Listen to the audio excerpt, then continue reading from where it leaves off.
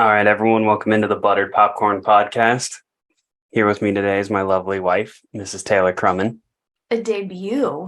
It is a debut. Wow. Grow that Do you female feel special? audience. No, because what people don't know is behind the scenes when we're laying in bed, I hear the same clip being edited over and over. Well, now you get to hear it with your own voice. And now I'm going to hear it with my own voice, which is a personal kind of torture, I feel like. But yeah, I'm ready. I'm excited. I'm on the other side. I appreciate the production that goes into this that I just witnessed. Yeah. She always gave me shit because in the early episodes, Elliot would always give me a hard time about everything I did to get ready or the Wi-Fi. I guarantee you after this, you're going to give me a hard time because it took maybe a half an hour to finally get this set up how I wanted. But I'm so proud of you because I saw when it was like a baby podcast, just bros, obviously taking it seriously, but like, just having fun in the bedroom and, FaceTiming each other and talking about movies. And it's really grown into like an actual production. There's lighting, there's mics, there's testing. Yeah. Sometimes headphones. I was really excited. I'm sad that I didn't get to wear like cool looking podcasty headphones. Oh. Maybe I'll buy a second pair for the next time you appear. But I'm really excited about this because what are we talking about today, babe? We are talking Barbenheimer. Barbenheimer. It has been a week since we have seen both. I know. That was a lot. I will say, this weekend, obviously, I'm your wife, and I know that you love movies, and I love that for you. But I will be honest, I didn't get it. You know what I mean? Like, it was the hype? No. Like, your love for movies. Oh. Like, I could never just go to the theater and just see anything by myself and just like that's a Tuesday afternoon, and I loved it for you. You're like, babe, do you care if I go see a movie? Knock your socks off, kid. But I didn't. I knew you found joy in it, but it wasn't like it's not the same thing for me. Yeah, same experience. It's what you fall asleep to, right? Like it's a different. we experience cinema very differently. But I will say that this weekend, with almost pretty much a back-to-back feature. Yeah, so we saw Barbenheimer at 10:30 on Friday night. Didn't get home till 2 a.m. Easily 2:30. Yeah, and then we woke up the next morning at 9 o'clock to go see the 10 o'clock showing of Barbie. Yeah, so I count that almost. It wasn't technically like the same night, but it was like a double feature. It's in the same like. It's as close you can get to a double feature without it being a double feature. Right. So I'll just call it, for the sake of the podcast today, I'll call it a double feature. But it was two movies that I was really excited about. I was really excited.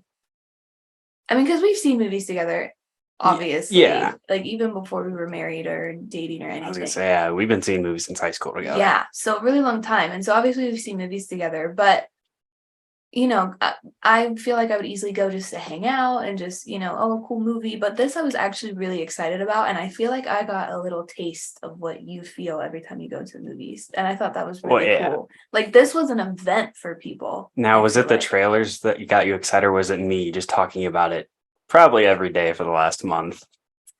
For the sake of you and our audience, I will say that you talking about it got me so excited. No, okay, first of all, I love history. I love Cillian Murphy. Yeah, you've told me plenty of times. You can refer to me for the rest of this podcast as Mrs. Shelby if you want to. No, that's Grace. Yeah, that's Grace, my girl. Nobody can replace her. But yeah, so I was just really, first of all, what struck me with Oppenheimer was the cast. You have Cillian Murphy, you have Emily Blunt, you have Florence Pugh, Rami Malek, Robert Downey Jr., Gary Oldman, spoiler alert, Casey Affleck. I mean, I don't really know if that counts as a spoiler. Well, I just wasn't expecting. Yeah, I also wasn't. Yeah. Now, I mean, there might be people that noted or knew he was going to be in it prior. But I was avoiding everything about this movie. Yeah. I didn't see one single trailer leading up to it. Yeah, Matt Damon. I mean, just like a really star-studded, but so well, like just actors and actresses that I like their work. So I was really excited to see that. And then Barbie, love Margot Robbie. And I want to state right here and now, Margot has never been mid. She will never be mid. Whoever said that was out of their mind and has never talked to a woman or even looked at a woman with two right eyes looking like blind. Yeah. Never been mid. Will never be mid. Fourth wall says she's not mid.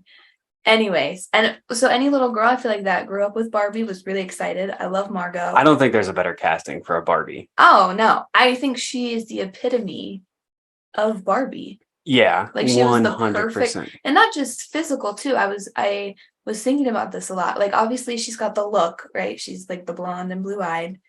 I read somewhere that there was a whole skincare routine to give like the doll-ish look. Oh really? I missed that. I mean, that sounds like more your forte. That sounds like my For You page. But also I think the spin that she put on Barbie, because Margot is a phenomenal actress.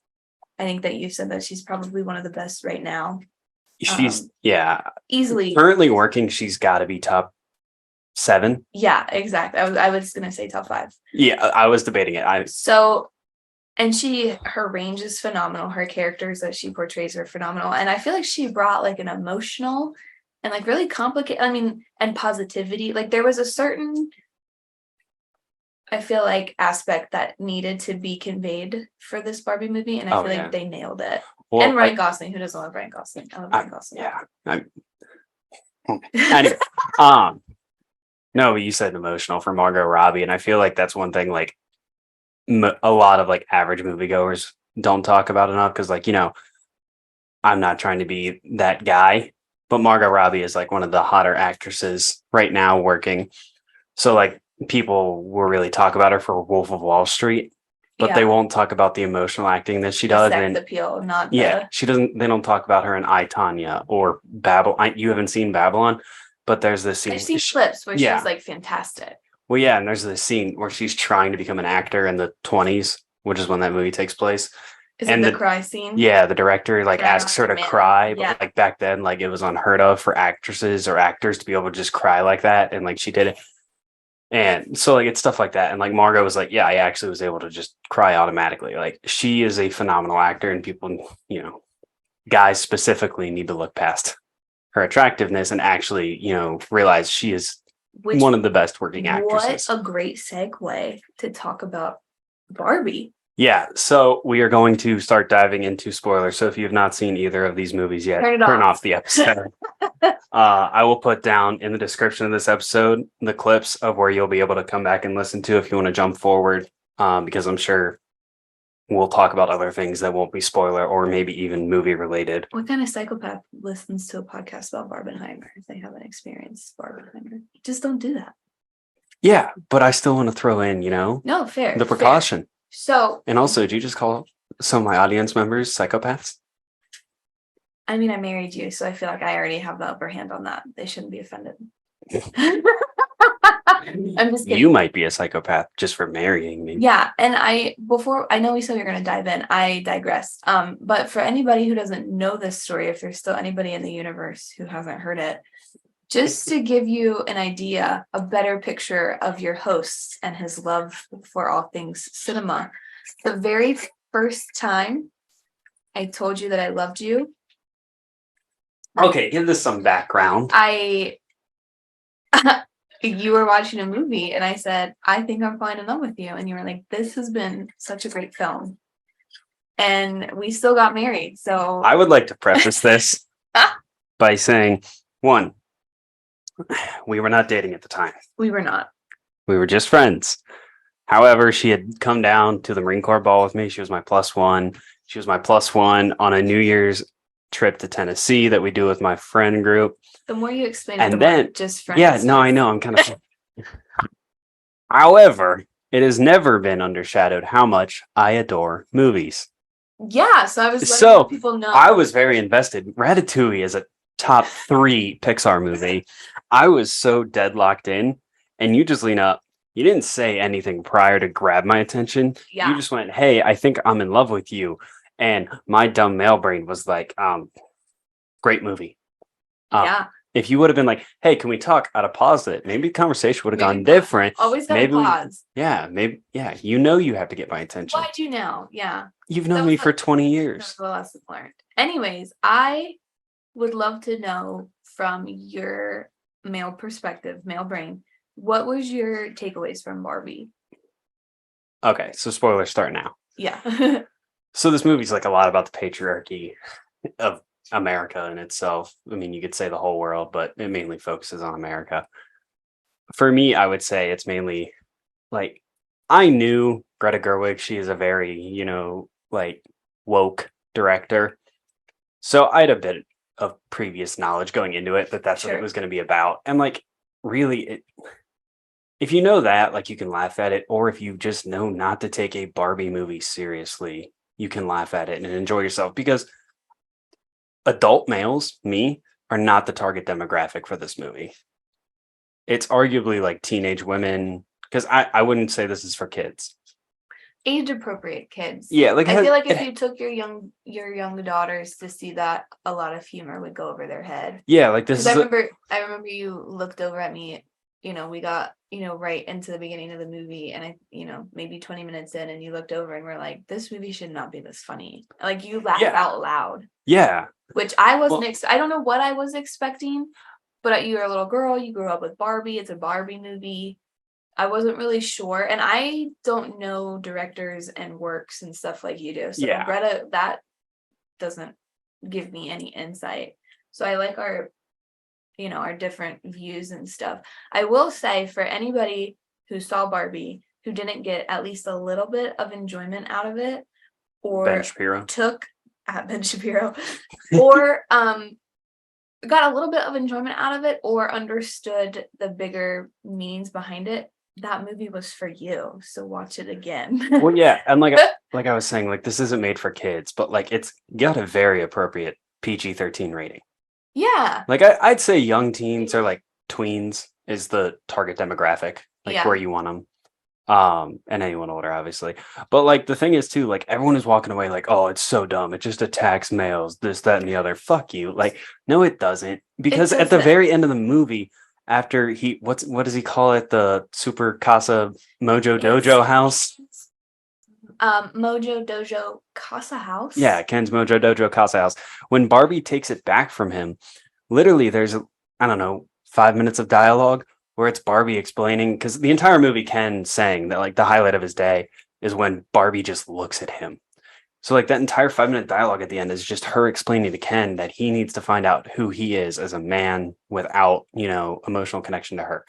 Yeah, and apologizing for Barbie World and all the Barbies, how they have treated the Kens and maybe overlooking them. Because, okay, we should preface this by saying Barbie, when we reference Barbie World is take our real life and make it the complete opposite. You got female presidents, you got female Supreme Courts, women run everything.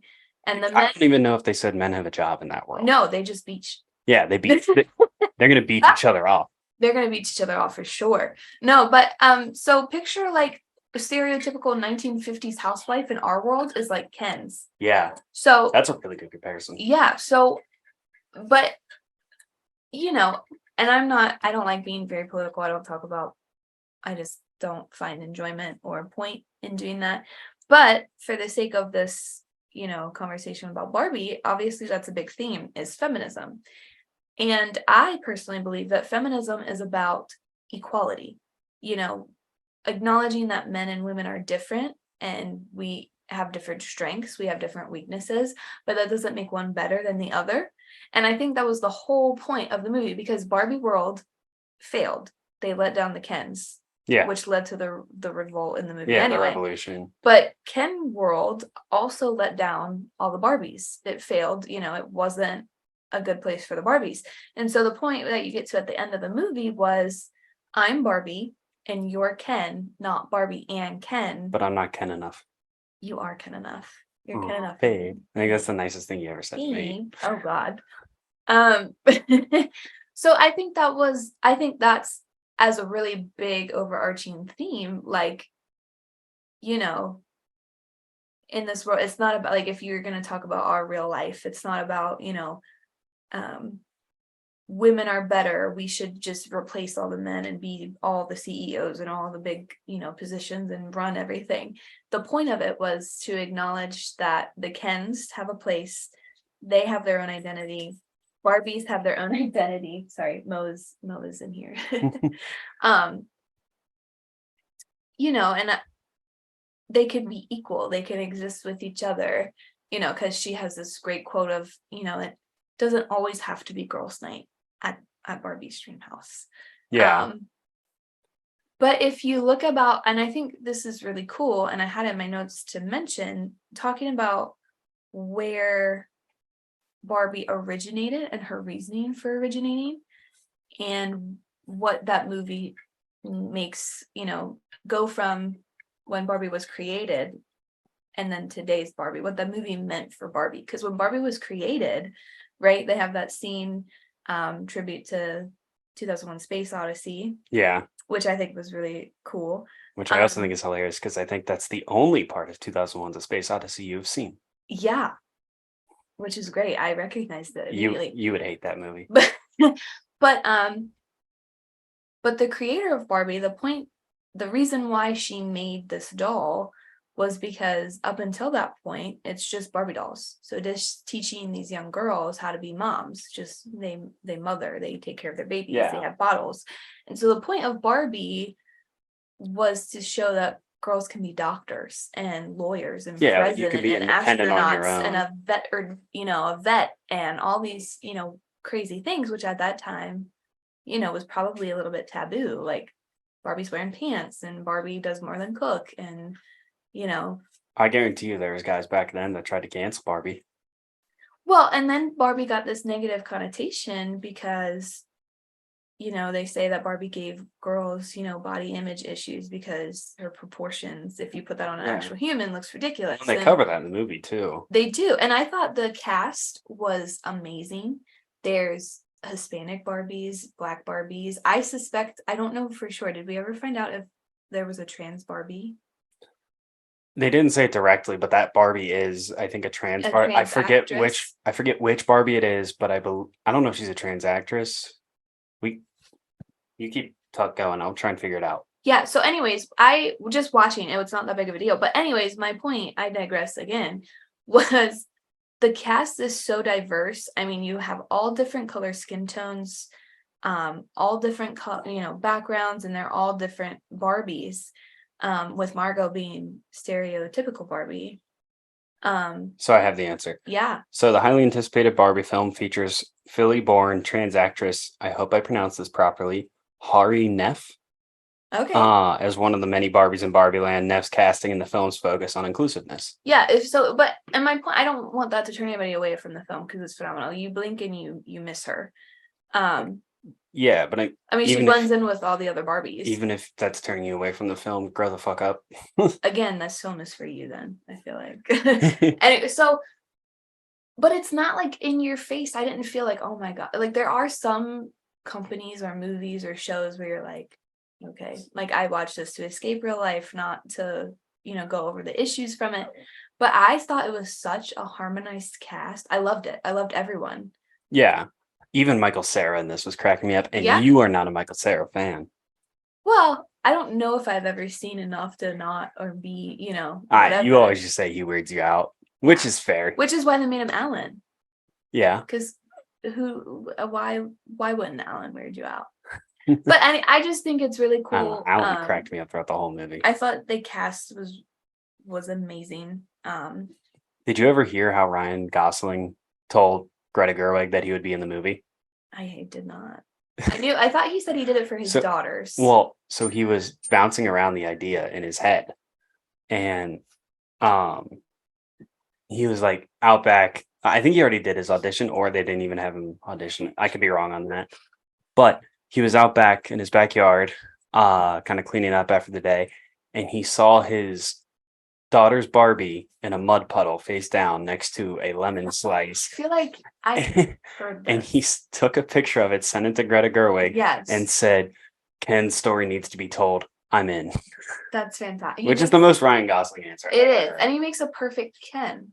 He did. It was phenomenal. Because I heard a lot of people were complaining, like, oh, he's too old to be Ken. He was the perfect Ken. Yeah. They were the perfect Barbie and Ken for this movie. Ryan Gosling's in that age where, like, he could play a father in a movie, or he can also still play like the young, arrogant, late 20-year-old. Yeah. And I loved it. I wouldn't change that. Yeah. Now, And again, diverse casts. You have all these different color ethnicities and skin tones and Kens as well. So, but it doesn't distract from the movie, which I think is really cool. And I think it is homage to all the different Barbies that Mattel made. You know, they really may not have originated that way, but they grew to include diversity. And I think they even have like a, you know, body proportionate Barbie, and there's Midge, pregnant Barbie. And I think Greta and the rest of the production really like did so much research into Mattel and all the different variations of Barbie. You can see that in the press. Speaking of Mattel, that was one of like the scenes. It shouldn't be funny, but I think the way Greta wrote it and everything else made it funny. But that scene where Barbie's in Mattel's headquarters with Will Ferrell as the CEO, yeah, that's great. And she was like talking like, "Oh, you have a woman CFO or it's like, we've had two of them." Yeah, he's like, one was like in. How many more do you want? He was like, one was in like 1970, and the other, well, I don't remember when she was, but we had two. And I think that's hilarious because it's, you know, we could be a lot worse off. I will say, you know, like as women, right? Like we have done a lot of battles. We have won a lot of battles. Until recently, hashtag Roe v. Wade. Anyway, no, but I'm saying I consider myself very lucky to be a woman in the United States, you know, with the freedoms and things that I have.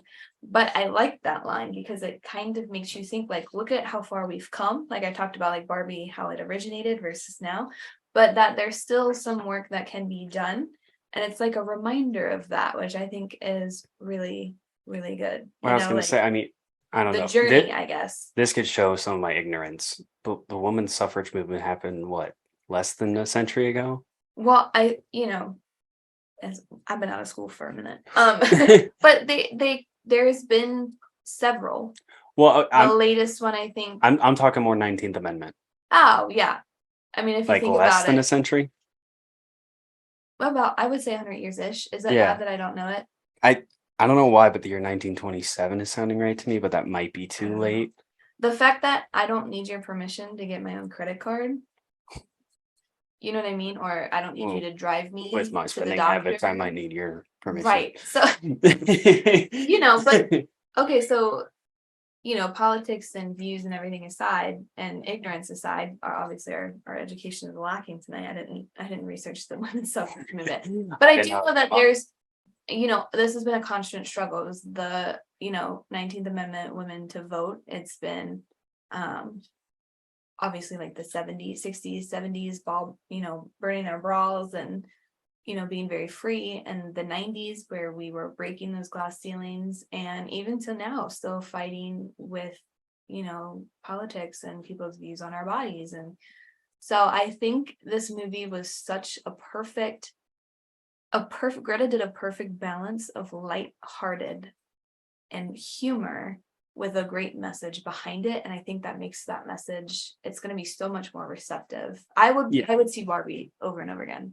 Like, I can see that being like a favorite to turn on. And we're talking about all these like big kind of comments that happen in the movie, you know, like the CEO or CFO thing with Will Ferrell.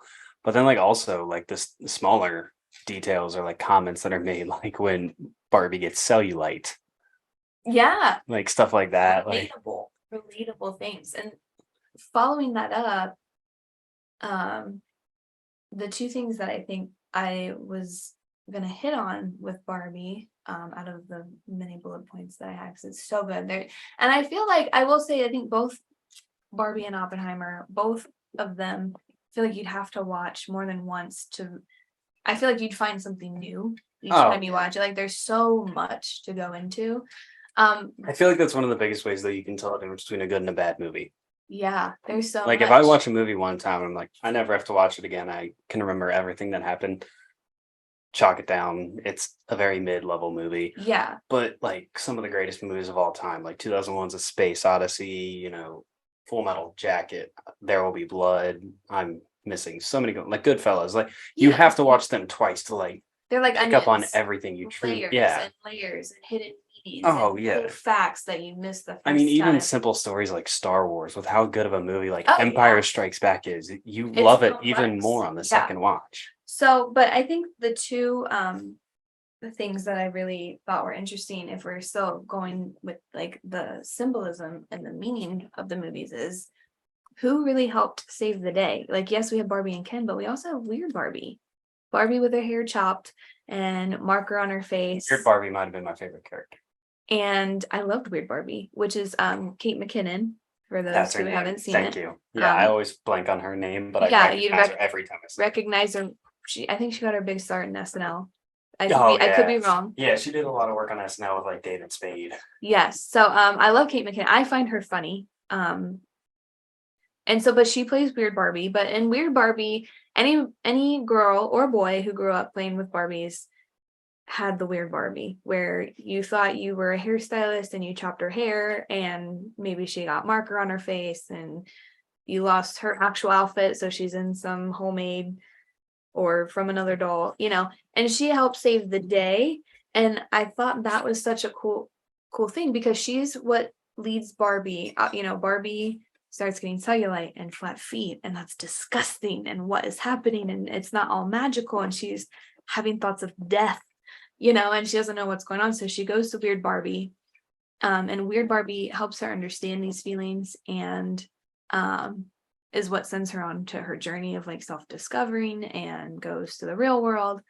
And I thought that was just really cool, because I feel like Weird Barbie represented a lot of us, the quiet ones, or that kid that you never sat with at lunch, Yeah. The people who don't fit the mold, which is ironic because Margot is stereotypical Barbie. She's the blonde, the blue eyes, the pink that you would think of when you think of Barbie. Yeah, and it's funny. So Taylor's made these comments about like all these different Barbies or Kens. Like every one of them, like they share the same name. Like they're all Barbie. They all like respond to that, but they all in the movie take on different names. Dr. So there's Barbie. President Barbie, stereotypical Barbie, Weird Barbie. There's Ken. What did they call? Oh, what's his? What do they call Simu Liu? Do you remember? He's just Ken. Oh, so all the Kens were just all Ken? the Kens are just Ken. Okay. Barbie, like her occupation, there's Dr. Barbie. No, yeah, now I remember. Yeah, Dr. Barbie, stereotypical Barbie, Weird Barbie. So that's how you can kind of tell the difference between Barbie. 8 Supreme Court Barbies. Supreme Court Barbies. So anyways, I thought Weird Barbie, I thought her role was important. One, because Kate McKinnon smashed it. And two, because I think, and this is just my opinion, for me, symbolized misfits, or you're not in perfect condition. You're not that mint stereotypical Barbie fresh out of the box. We're banged up in the real world, Yeah. And because she's, I think, the only Barbie in Barbie world that had insight to the real world and knew kind of what goes on and how things work. And so she's a perfect encapsulation of Barbie world meets real world. And I think that is for the rest of us who are a little banged up, and maybe we don't look perfect, and we don't have our makeup done, and we have marker on our face, and one of the things I love about Weird melted Barbie, chocolate down our chin, or whatever we've been doing. One of the things I love about Weird Barbie's house too was like all the discontinued Barbies that were in there though. Yeah. What was it, like pregnant Barbie was in there? Oh gosh, I can't remember her name, but the Barbie, if anybody had it, comment, because I really want to know if anybody had this Barbie, or if your mom or aunts or grandma or whoever had this Barbie. But Barbie, where you pulled it in her boobs. Oh, it was like inflatable Barbie, puberty Barbie. It was like coming of age Barbie. Yeah, all Mattel's not so hot or sellable ideas. But again, the misfits, the discards, and I feel like a lot of people can relate to that. Well, and like one of the cool scenes too was like when Barbie does first go on the adventure to come to our world. Yeah. So like if you haven't seen it and you're still trying to listen, I'll explain this scene a little more. So Barbie's getting cellulite, she's having thoughts of death. So she sees Weird Barbie, and she says that the issue is you need to reconnect with the human that has you. Who's playing with you. Yeah, to like fix that relationship. So she travels to the real world. She's looking, and she actually ends up finding the daughter of who has her as a Barbie, but she thinks that it's the daughter, not the mom. Yeah, plot twist. Well, so, I mean, you picture this teenage girl. Yeah. Who, is probably 16. She's in high school. She's in like her younger than that, her goth phase. Mom's not cool. Barbie's not cool anymore. Toss her in the box, kind of. you outgrew that innocent phase. And so Barbie is going there and she sees her with the brats. Yeah, which I thought was a really cool symbolism. That's what I was leading to, is it's these 4 girls that are like, it's not a phase mom. It's kind of how they're dressed, all black, kind of grunge, like they don't like the world, everything's negative. And so you don't pick up, or at least we didn't pick up on when we first watched the movie. We had to find out later after, through social media, that they represented brats, Barbie's biggest rival. Yeah. And for me, I was a Barbie's girl. I did not have brats. I feel like you were in 2 groups. You were a Bratz girl or you were a Barbie girl. I don't know what that means for us, but I want to know in the comment. Can our vote for this podcast be for the Barbie portion? Like, were you a Bratz or Barbie girl or guy? Oh, did you play with Barbies? Let's just throw it out to the socials. Comment down below whether you were a Bratz or a Barbie girl. And I want to know. And guys, did you secretly play with Barbies? Yeah, it doesn't have to be a secret. We can still play with Barbies. Like if we had a son, this is a safe space. You can let me know in the comments. Yeah, if we had a son, would you let him play with Barbies? I don't give a shit. Yeah, I feel like what's oh no, respecting women and playing with fashion. Like, what's the worst that can happen? Here's my thoughts Yeah. on our kids, our future kids. Okay. I don't care if they're gay, straight, bi, whatever. Sure. As long as they don't expect me to change my energy. Whether it's a ballet or a football game, I'm coming. And I'm hyped. We're gonna be those parents. I have a cooler. I got snacks. I will be the snack mom. You think I'm not tailgating whatever event they're doing? You're wrong. Exactly. I don't care. And be what you want to be in this world. They will have the best. If we need a dance costume, if we need makeup, I got it. We got it covered. So I love that, which is that's what Barbie means. I feel like that's what Barbie's gonna mean to us. I'm Ken enough. You are there. Everyone's Ken enough, I feel like, in their own ways. I don't know if you had seen this, but another thing that I thought would be really interesting to talk about was maybe like TikTok, Facebook Reels. I don't have the TikTok. I feel like our TikTok is my TikTok. At our age, even, which is not that old, I feel like I'm already just too old for. You've always been an old soul. Yes, I'm an old lady. For those of you who don't know me, but I saw this Facebook reel with America Ferrera, who plays Mattel's employee. Which one? The main character. Can't believe I'm blanking on her name. Mom? Yes, mom. Oh, okay. America Ferrera. I kind of forgot she worked for Mattel. Yeah, is a Mattel worker. So she works for Mattel, and she's the one who's been like doodling Barbie, actually, because she's missing her daughter. She's going through this stuff in life. It's where Barbie's getting the thoughts of death. Thoughts of death. What does she call her? Something like, it's depression Barbie, but it's hilarious because adults will, like, you go from like innocent, perfect Barbie to like internal dread Barbie. I feel like we can all relate to that. So anyway, I saw this TikTok with America Ferrera and like a press interview, and she's talking about, for those of you who don't know or get from her name, she has Latina background, right? Heritage. And so she's talking about how it was really, really awesome for a Latina as herself to get a fun role. It was fun. Oh, really? Yeah, and she's talking about how usually they're typecasted into like the gritty, our struggles. I think if I quote her correctly, it's the gritty, the struggle, the dirty, the deportations, the immigration, those are the kind of storylines that they get. But she just got to be like a fun Latina mom. Well, yeah, and that was really cool, I thought. I forget the movie that's coming out. But there's this Muslim American actor, Middle Eastern. I don't remember where he's from, but he was talking about how he finally got cast in a role where he's not playing the Taliban or ISIS or Al Qaeda. Like, and he was saying like how like that's been a long time coming. That's what they always got cast as, which is shitty. Yeah, since 01, we've just been. Like at the same time, we might, and this is shitty of me to say, but like it's true. Like we might not think of military movies as highly if they cast me as one of the terrorists. Oh yeah. So like I like that it's like factually accurate in those type of movies, but like also it's a good thing that they are now getting to the point. Let's get to in Hollywood. let's get to the culture, have more to offer. Yeah, now it's still also appreciate the individual and not typecast. Now also fuck SAG-AFTRA for not paying their actors because we do support the actors strike and everything. So, but yeah, I thought that quote was super humbling and really interesting because as a white woman, that's not really what I would ever have to think about. Fortunately or unfortunately in the world. So I thought that quote was really cool to think about because that's what Barbie is. It's a fun movie. And did you read anything about like set for Barbie? Tell me more. Yeah, of course I will. Well, I might have heard what you're going to say, but I mean, I'm sure a lot of our audience hasn't. Yeah. So I was actually trying to prepare for the podcast and by the way, my wife still is in like the 90s. She printed out her notes. I'm all about no. SpongeBob and Patrick here. Like, we have technology. I'm under the rock for sure, not before. I'm old. I like to do things this way. But I was again, the Facebook reels, the videos or whatever. And I saw this really fun video of if you see the movie, like myself, I would assume that there's a lot of CGI.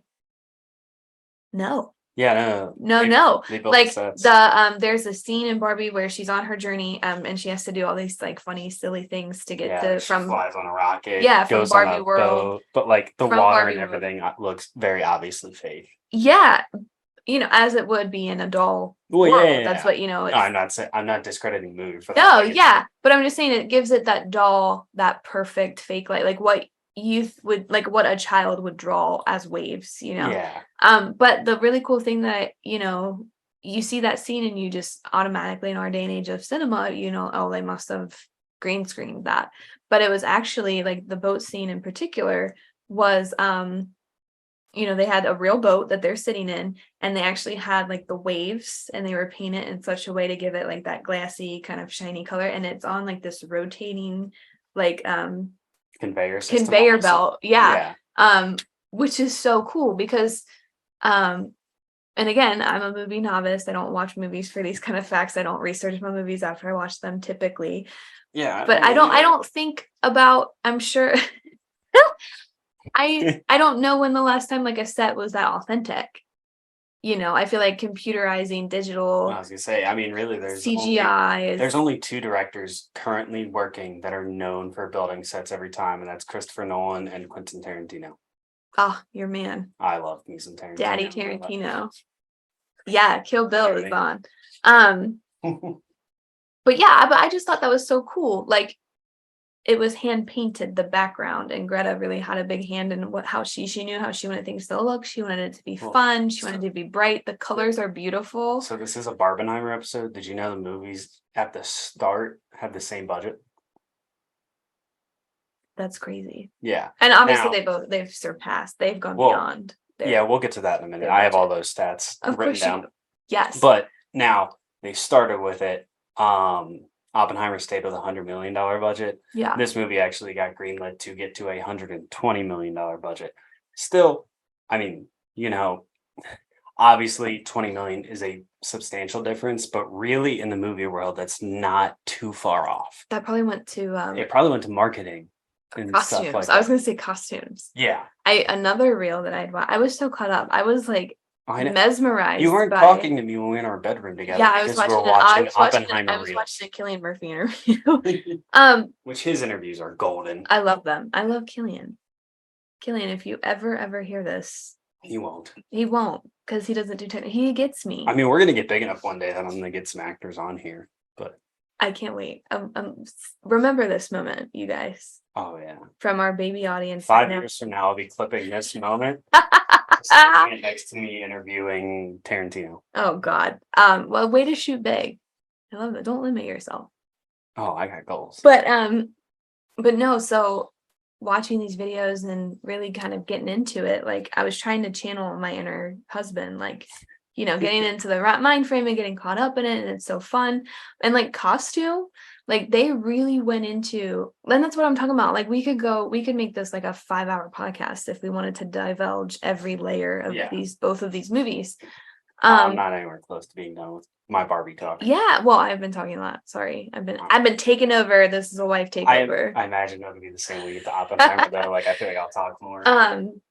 But also, I mean, that's why I like having guests though. Is I enjoy hearing other people's thoughts about stuff I love. Yeah, like, I love it, and I feel like that's one of the things where I lack so much though in my like movie criticisms is because genuinely I love movies. I could watch one of the worst movies in the world and I'm still gonna be happy. So like I feel like I lack in movie criticism because I just enjoy them so much. Yeah, that's true. But I love that about you though. It's also funny though because like there's other stuff like I have one nitpicky thing in Oppenheimer that we'll get to. Is it the flags? And then I have some stuff about Barbie too that I'm gonna get to here in a second. Yeah. Continue down your path. Yeah, of course. So just all of the detail that went into the costumes, because of course, what's a Barbie without her accessories? Like when you get a Barbie in the box, she comes with an outfit, she comes with shoes and her purse and all of these things, and they're matching pinks and palettes and what it looks like on screen. And I was blown away at their costume design. Their costume and set design was amazing. One of my favorite things though, you reminded me when you said accessories, was in Barbie World or Barbie Land. What are they? Was it? I think it's Barbie World. Okay, Barbie World. It's like Disney. When they go to drink something, they don't drink anything. But then when Barbie gets to the real world and they hand her a glass of water, she just dumps it all over. And I think she mentioned that she's like, I'm not used to stuff actually being in there, which is fun. I mean, some of those funny moments where you're just like, yeah, this movie has a lot of like those small like laughable moments, but like, and a lot of those in a lot of other movies are like just chuckable. Like you just chuckle at them. No, these like, these were like kind of like one of the scenes that honestly made me laugh the hardest though was Michael Cera's fight scene. Yeah, where he's just fighting him off all the Kens while they're trying to like block out Barbie World. I mean, there's a lot of like a lot of ones that I think were funny. As like the cellulite, that's hilarious. She's like, oh my god, like it's the end of the world that Barbie has flat feet because you have that iconic scene of her coming out of her heels and it's like 90-degree on her toes. And then like she doesn't know how to walk, she doesn't have her balance because she's flat-footed. And the Barbies are like retching, like, oh, that's disgusting. Blah. And it's just funny. And I think it's so funny because if you're an adult and you're watching this film, it reminds you of Barbie World is like how you saw the world when you were a kid. Yeah. It's so in plain house and plain Barbie and dolls and everything's perfect. And this is a question you might be able to answer more than me. How accurate were the like Barbie houses compared to like what you would get at Toys R Us? I mean, I think it was were they like modeled pretty accurately? I don't know if I've ever had a Barbie dream house. I never had one. Let us know in the comments. Yeah. How accurate they were. I mean, I'm sure we can look it up, but I'd rather hear from I did people. Hear that again, when Mattel and the creators came out with Barbie in the dream house and the convertible, I think that's her iconic ride is for pink convertible. I even know that one. But they were made in pink. That was her stereotypical color because they wanted that, back then we can debate about blue or pink forever, and what it means to gender and all that. But that was the clear sign back then that this was Barbie's dream house.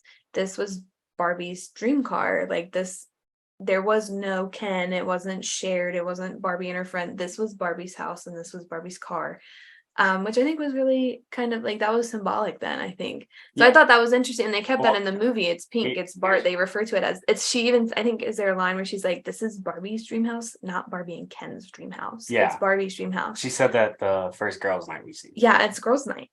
Every night's girls' night. Oh, okay, so this is my male brain coming in though. Yeah. I wonder how much that did for Corvette sales though.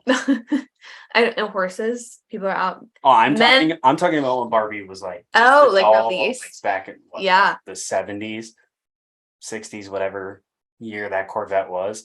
Because I'm sure, like, even back then, because back then it was seriously male dominated world. Yeah. Like even after, the women's rights movement, it was still a very male dominated world compared to today. Now, like, I wonder, like, if someone at Corvette was like high up was still like, yo, like I know it's feminine, but like let's make a pink Corvette. Yeah. Because it probably would have sold. Yeah, we'll have to research that later and see if they did anything with that. But Yeah. um going off of that, I don't think they picked stereotypical man thing, like what you would think of when they were like kind of picking at patriarchy. Like I loved his obsession with the horses. I think it's hilarious how he wanted to give up the patriarchy after he realized there wasn't as many horses. There's not, yeah, people don't have horses. And just funny, like when you think of, you know, that kind of fuckboy, patriarchal, whatever image, I wouldn't think horses are like cowboys. So it was kind of a funny take on that stuff. Yeah. One question for you. I have two questions for you. Oh, Um, One, I read a movie review about America Ferrera, the mom, yeah. about her. She's got this, I feel like people may know this now, at this point. The movie's been out, and there's clips of it all over, I'm sure, TikTok and social media.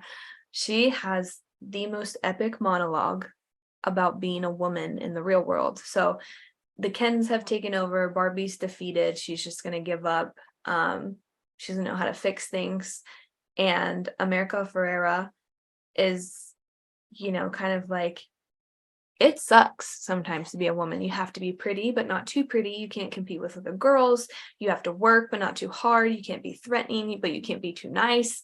But you can't be perfect. You have to be a mom, and you can't complain about being a mom. You have to love being a mom. And it's this long-winded, kind of really Oh, powerful, yeah. emotional speech that I feel like every woman probably in the theater could relate to in some way, shape, or form.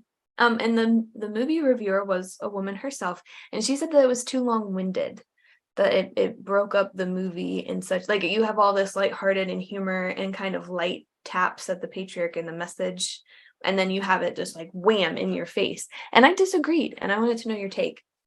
I don't think so at all. Yeah. I I thought it was very fitting. I honestly, it was probably the perfect length, really, because like it did tiptoe the line of like too long, but like I think that's what Greta Gerwig was going with in this movie was kind of touching on real life issues. Yeah, and the Uh, symbolism of the list goes on and on about, yeah, the things that we are balancing in our lives. yeah, for sure. No, I disagree. I think it was a good amount of time spent on it. Um, I don't know. I mean, obviously, I can't speak to the true accuracy Yeah. of it, but I do believe most of what she said, if not all, was true. Yeah. And again, I feel like, it's about women empowerment, but I feel like anybody who doesn't fit in or feel like they're balancing so much can have a great takeaway from this movie. My second question was about a criticism of Barbie that I had read. I think I showed you maybe briefly this article, and it was like Greta Gerwig is a sellout for doing Barbie. Like, no wonder, she's not that great. This woman director, whatever, she's a complete sellout for doing Barbie. And I regret clicking on the article now because I don't know why. Maybe I was in a rush or doing something, but I didn't click on it. And I think that that's really ironic, having seen the movie, that you're gonna pick on this female director for being a sellout for doing this. I think what they were referring to, and again, I didn't read it, so if anybody finds it, add us in the comments, link it. But she's a sellout for doing Barbie and this big pro women message, and I don't know if you really call her a sellout. If anything, I think you call her a success. I think Well, her record, or her because record-breaking sales and her amazing cast and look, glowing reviews speak for itself. But I wanted your take on it because this directors. is only her fourth movie. Yeah, What she's done, and she did like indie film, like Little Women. yeah, and Lady Bird, Yeah, which both were good movies, but and kind of like indie, not like look, not too mainstream. I feel like. so Little Women on the Apple Review Movies letterbox, which you're also on, Yeah. has a 4.1 average rating out of 5 stars, and then Lady Bird has a 3.8 average rating out of 5 stars. Nights of the Weekends 3.1, which was her first movie. Like that's overall pretty solid. And then also she's already been cast, or I'm sorry, not cast. She's been selected to direct the new Chronicles of Narnia series that's going to be coming out. Oh, I feel like that But would be like, great. if your lowest rating, average rating on this app is a 3.8, that's Yeah, pretty fucking I think good. it's great. Now, did you see that this movie Barbie is getting review bombed?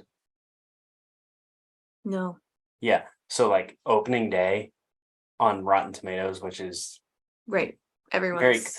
I don't like Rotten Tomatoes because everyone wants to be a critic on there, but like people will have predetermined opinions before they even get into the movie. Yeah. So like they take that into account. That's why I like Letterboxd better, because Letterboxd is people who will actually type out their reviews. You can see everyone's reviews. It's not, you don't have to pay to see people's reviews like you do on Rotten It's just, yeah, Tomatoes. people's opinions. And then like I feel like it's more people who are trying to log all the movies they see. They're genuine movie lovers.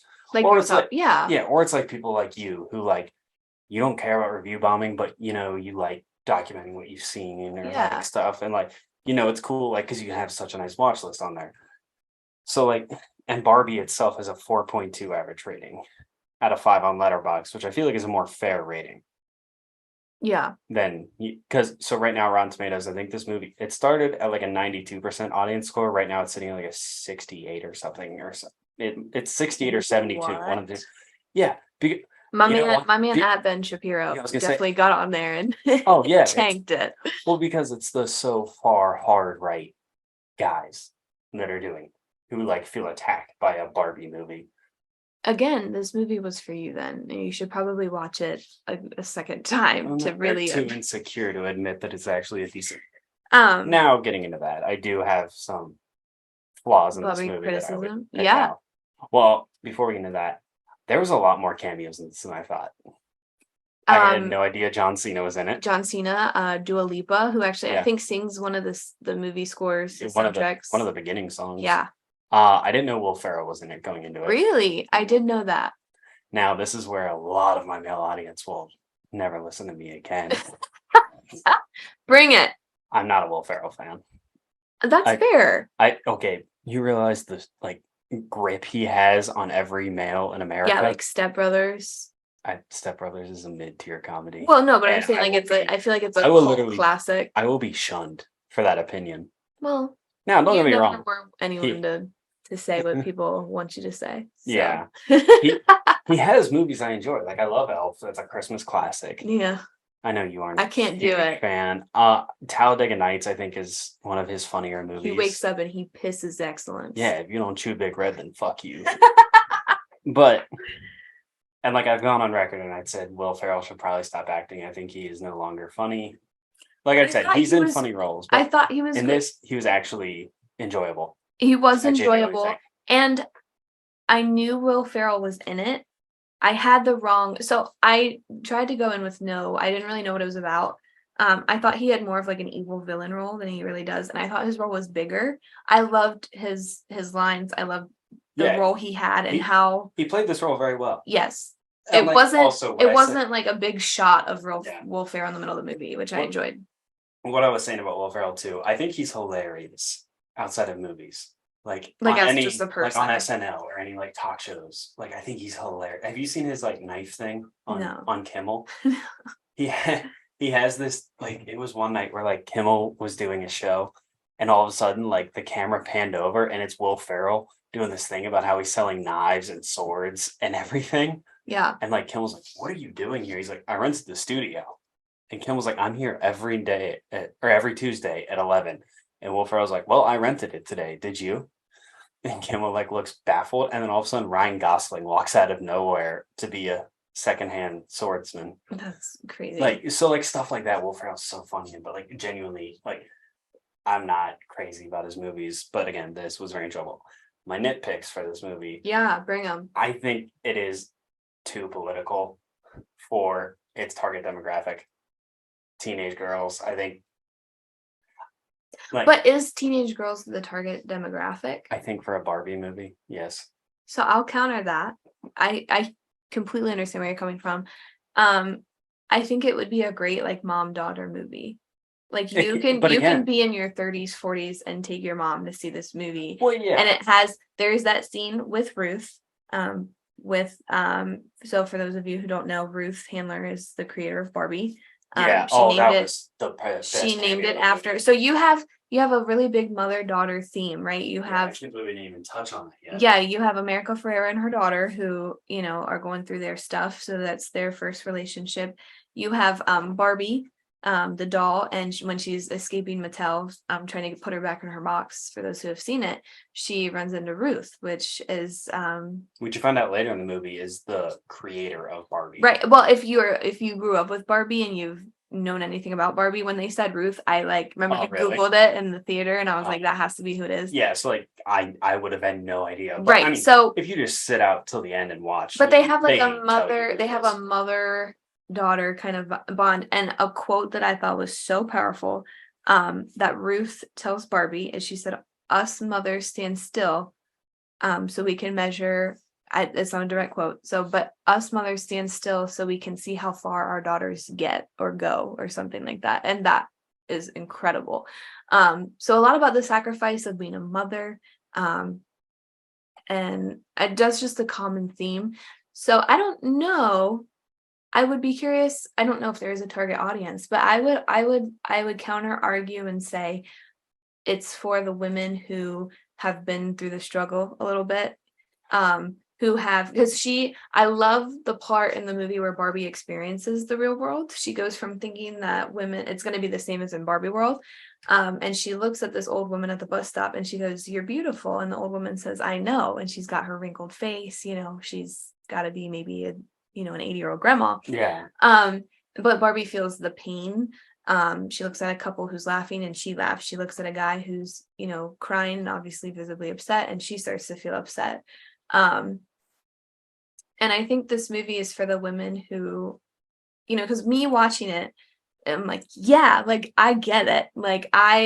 Cellulite's picked on, we're catcalled. We've, been through in those situations where she's like, why is everyone looking at me? What are these men talking about? I don't have a vagina and he doesn't have a penis. Sometimes I want to turn around and be like, I don't even have a vagina.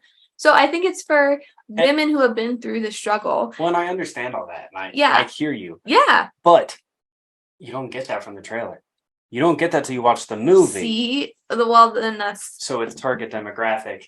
That's fair. That's marketing from a marketing perspective. Now, if they would have marketed it more like that, yeah, sure, that's fine. No, that's really fair. And I'm not saying politics should stay out of movies. That's impossible. It'll never happen. And politics need to be talked about with the right people. Well, we should buckle up for Barbenheimer. Oh, yeah.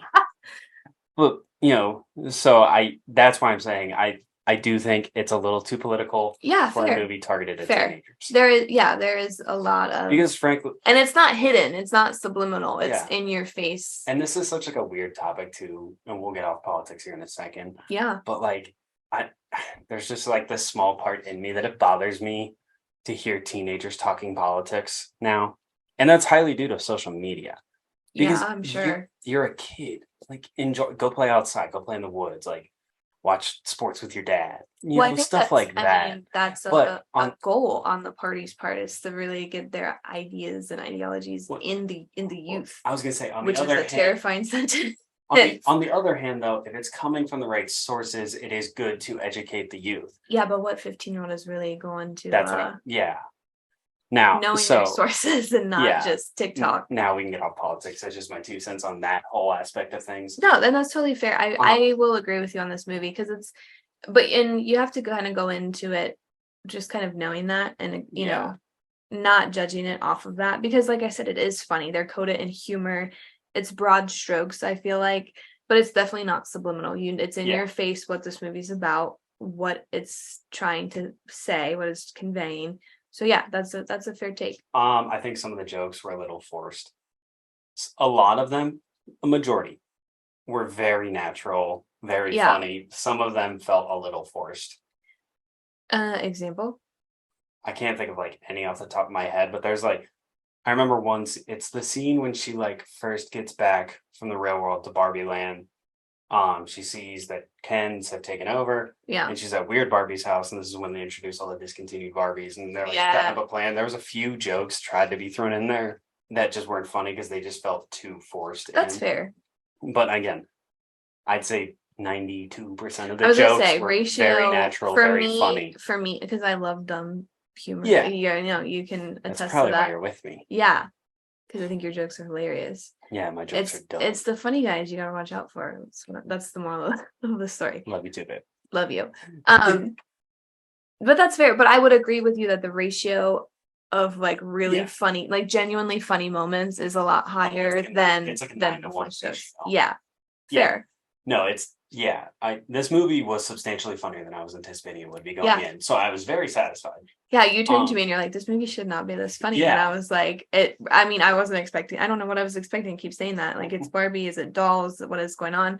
But I found it genuinely enjoyable for sure. But then my third one, which is like my biggest pick on this movie, is the third act felt rushed. Okay. I think like they like go to Weird Barbie's house, they set up this plan of how they're gonna take back over, and it takes maybe 8 minutes for them to take Barbie Land or Barbie World back. Like that's my biggest pick on this movie. Yeah. It felt too rushed. Now, I don't know why, but leading up to this movie, like my hype for it was getting less and less. I don't know why. Like in my head, like I was so excited for the Barbenheimer double feature, but I was just substantially more excited for Oppenheimer. And that's fair. I feel like I knew that. And leading up, I was even like, do I really want to see them both back to back? I know, like it's weird for me to say. What? Well, I mean, I'm gonna see any new movie that comes out that I can. No, but the fact that you were like, meh. Yeah, I can't give you a reason why. Okay, so meh going in. What about walking out? I mean, I had a great time. Like, it was so much fun. Overall, I gave it a 7.4 out of 10. Mm-hmm. But again, like I was talking to my brother about this because I told him that, and he said he would probably put it higher. My brother's not a movie critic, but him and I will. Anyone in my life, we talk about movies because it's like a big thing in my life. A huge part of you, yeah. Yeah, it's like sharks. Like they are internally you. Yeah, if you hang out with me long enough, we're going to talk about why sharks are important in this world. Yeah, and I know all the things now. And I quiz for anybody who watched was it Shark Week recently? Yeah, it's still Shark Week. So it's on when I get home from work. He's like, babe, what shark is about? So I can imagine movies are the same. Yeah, so my brother said he would put it higher, but here's the biggest thing is comedies are the hardest movie genre to critique because comedy is so subjective. It is. Like I just said, I'm not huge on Step Brothers. There's people that consider it the greatest comedy of all time. Sure. Because the humor just lands so much better with them. So really Barbie can go anywhere up in the air. Now, if you rated this anything lower than like a 6 point, like a 7. I was gonna say like a 6.8, I would say you're wrong. Yeah. But also if you give this anywhere more than a 9.5, I would also think you're wrong. I agree. I would agree that between a 7 and a 9 would be appropriate for this movie. I haven't rated it. I didn't do Letterboxd. Yeah, I mean you aren't as into it as I am. But I would agree with that for sure. Yeah, like this movie is a very good comedy, and honestly, when it comes time Oscar season, it should be nominated at least quite a few categories. I would say it should be nominated for wardrobe. Yeah, I was gonna say costume has to be. Margot deserves a lead actress nomination. So far, anyway, we don't know what the rest of the year has to come. Obviously, this is way too early Oscar predictions. No, I am behind this. Yeah, but I think Margot deserves at least a nomination. Yeah, that might. I could see it being nominated. There's a chance it won't be, but I could see it being nominated for best soundtrack, original soundtrack. Interesting takes. Yeah. I like it. What was your thoughts that they didn't have the original I'm a Barbie Girl in it? Fantastic. Really? Take that song and throw it in the garbage. Can't. There's a lot of people upset it wasn't in the movie. That sucks for them. Honestly, I think, was it Nicki Minaj is in that? Is it Nicki? I think it's Nicki that does like a version of something at the end credits. It's Nicki Minaj, Ice Spice, and Aqua. Yeah. I kind of fuck with that song. Just the original is such. I just don't.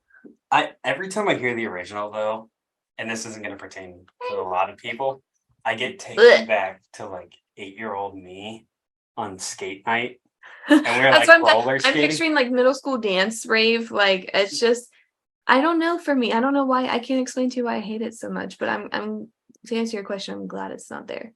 That's fair. I mean, I'm indifferent. I don't care either way. Yeah. I was a hair surprised that Greta decided not to put it in. Bless her soul. Because it is so iconic. Everyone knows that song. Iconic is a very strong word.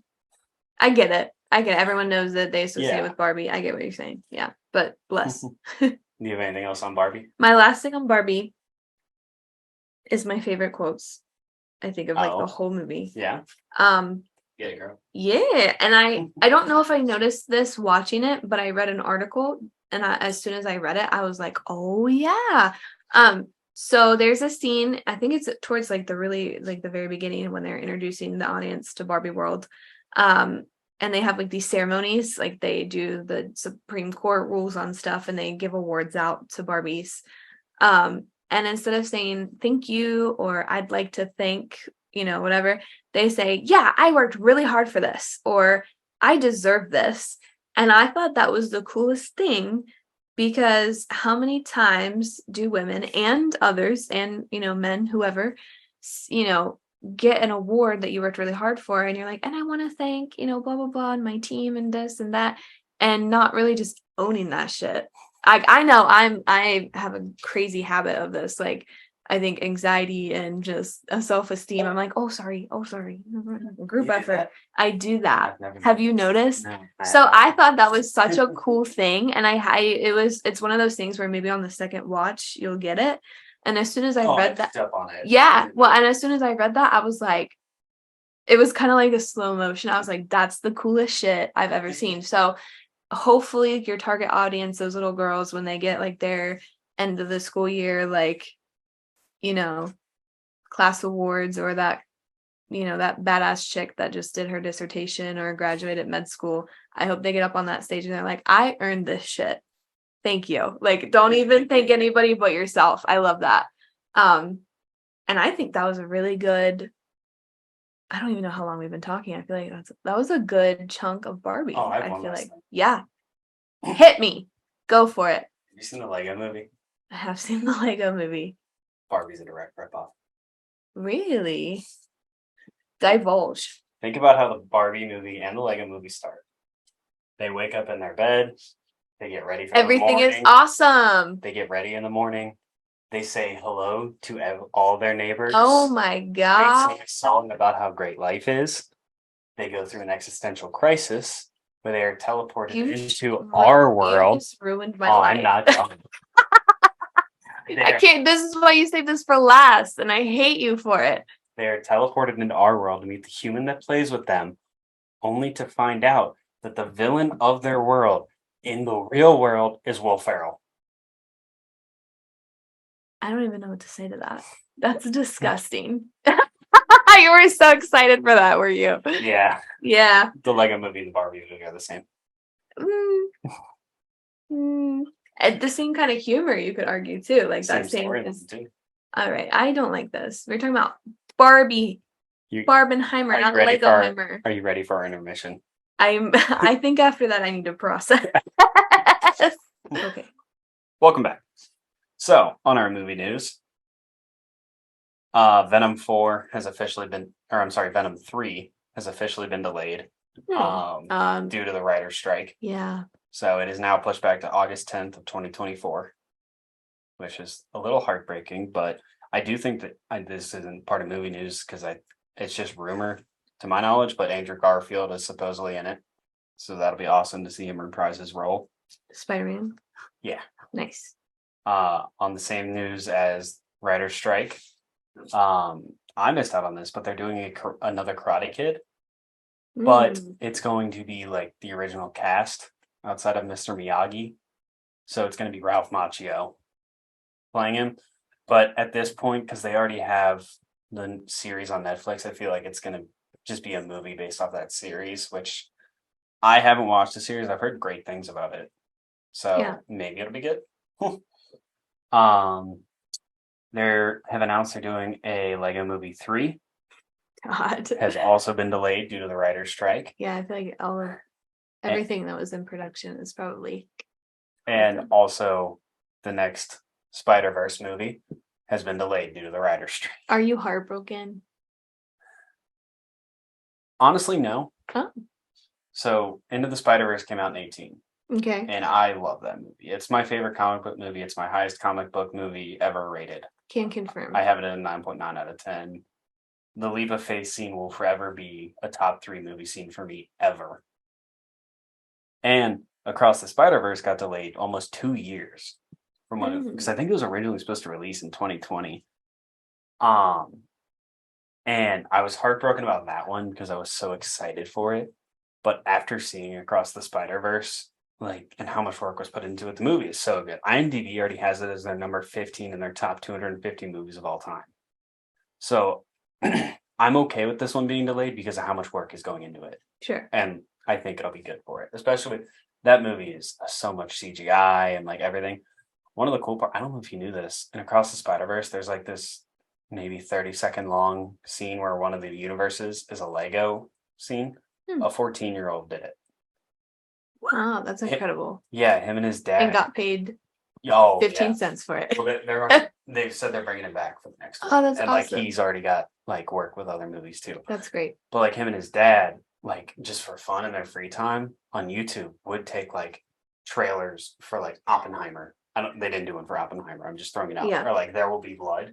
And would turn their trailers into like Lego trailers, just as like a fun side activity. Yeah, that's adorable. And the creators for Across the Spider-Verse saw it and reached out and were like, "Hey, would you want to do this part of the movie?" So a 14-year-old did part of one of the biggest movies of the decade. I love that. Yeah, so that's awesome. And then Bad Boys 4 with Will Smith. Oh my God. And Martin Lawrence is official to release spring of next year. Be on the lookout. Barbie 2 has been greenlit already. And so Greta Gerwig is going to start writing the sequel. See, somebody at work the other day, because obviously it's been a huge topic, somebody was saying like, oh, they left it off as a cliffhanger. And I was like, they did? Right. That was my reaction. I was like, I don't think they did. So my bet, new storyline, something different, maybe. I don't think it would play off. I think it's going to play off. Well, I mean, it has to as like a sequel. Barbie 2, but I don't think it'll be like, I don't think it ended on a cliffhanger and pick up there. I also don't think it did. Yeah. But anyways. That's cool. And then Cillian Murphy said he wants to. I saw it. He was like, let me see a script. I would love that. I would love a Cillian Murphy script. Because I didn't know this, but my wife told me after, I think Oppenheimer said that he wanted to stop doing as much drama roles because he has period dramas. He smoked so many fake cigarettes. Yeah, which are still not great for you. Oh no. I think it was some crazy number. Like he smoked like 3,000 a season. No, I think it was like it was 3,000 a season maybe for Peaky Blinders or something like that. I believe it. They all did. Yeah. Yeah. So he was like, maybe after Oppenheimer, let's chill on the period pieces for a minute. Let his lungs recoup. We'll touch more on this in the Oppenheimer review, but in some countries, the sex scene in Oppenheimer, is being they CGI'd over it with dress. And then last weekend was so crazy that Oppenheimer's 70 millimeter true IMAX, because the closest true IMAX to my wife and I is Columbus, Ohio. Yeah. That's a no. And I think it's only like 16 true IMAX theaters in America. Really? It's very small number. So it's hard to see it how Christopher Nolan wants you to see it. So your best bet is to go to an IMAX theater near you that claims it's IMAX. And all it really means is 70 millimeter IMAX is like the best IMAX you can get. Like I said, very few in America. What we saw it in was what's called dual monitor or dual camera projector, where it can take like 70 millimeter film and it runs it through like both basically to make the bigger picture, the better quality, the better sound, but it still isn't as good as a true 70 millimeter. Did you know the cast saw it that way in the true like IMAX form? And I thought it was hilarious because somebody asked in the press like about a question about what was it like to see it like that, and Robert Downey Jr. was like, Cillian Murphy's pores fantastic. I would say they are small to medium, and I thought that was really funny. It's like how that's funny. How it was shot like that. My favorite movie podcast to listen to is Raiders of the Lost podcast, and I listened to their episode, and they were talking about how great it is because they live in LA. And LA has a true 70 millimeter. Yeah, they have to. Yeah, they're at the center of the movie universe. So Martin Sheen has recently come to Cincinnati, where my wife and I are from. Martin Sheen is also up from a little north of here, but he wants to make Cincinnati the next Hollywood.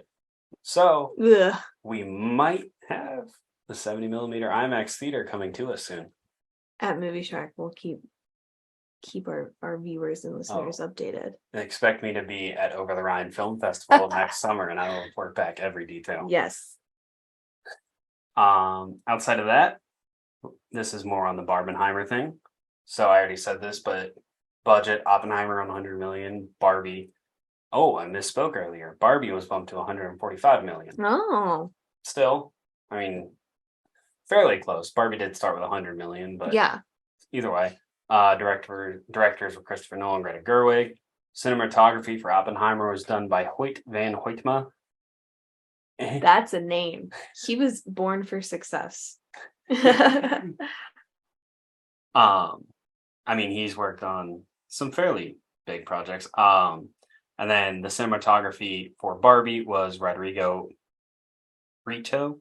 I know I'm butchering his name, and for that I apologize. But Hoyt van Hoytma has worked on movies such as Interstellar, Nope, Her, Dunkirk, Tenet, Ad Astra, James Bond, Spectre, The Fighter. You know, a lot of Christopher Nolan films. Yeah, I was obviously, gonna say I recognize a lot of a few Christopher Nolans. So obviously, he has some big names or big movies under his name. And then let me find Barbies. Where are you at?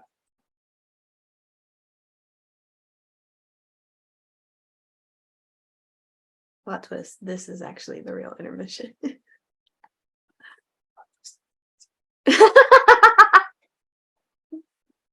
So Barbie cinematographer Rodrigo Prieto, again, huge movies under his belt.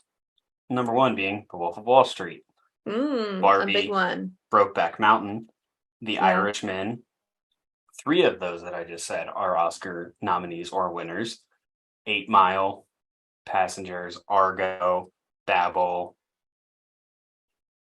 A lot of other ones that not a lot of people would know. A lot of foreign films. So, but yeah. And then box office. This was hella surprising to me.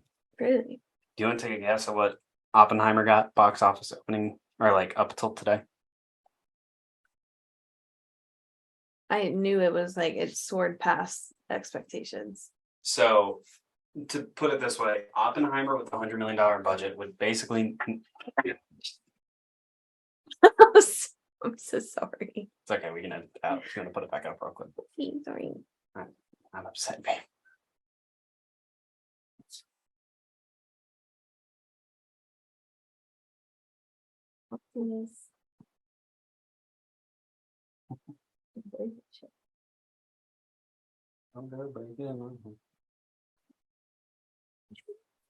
Anyway. Wait, let me readjust this for editing. I'll cut that out.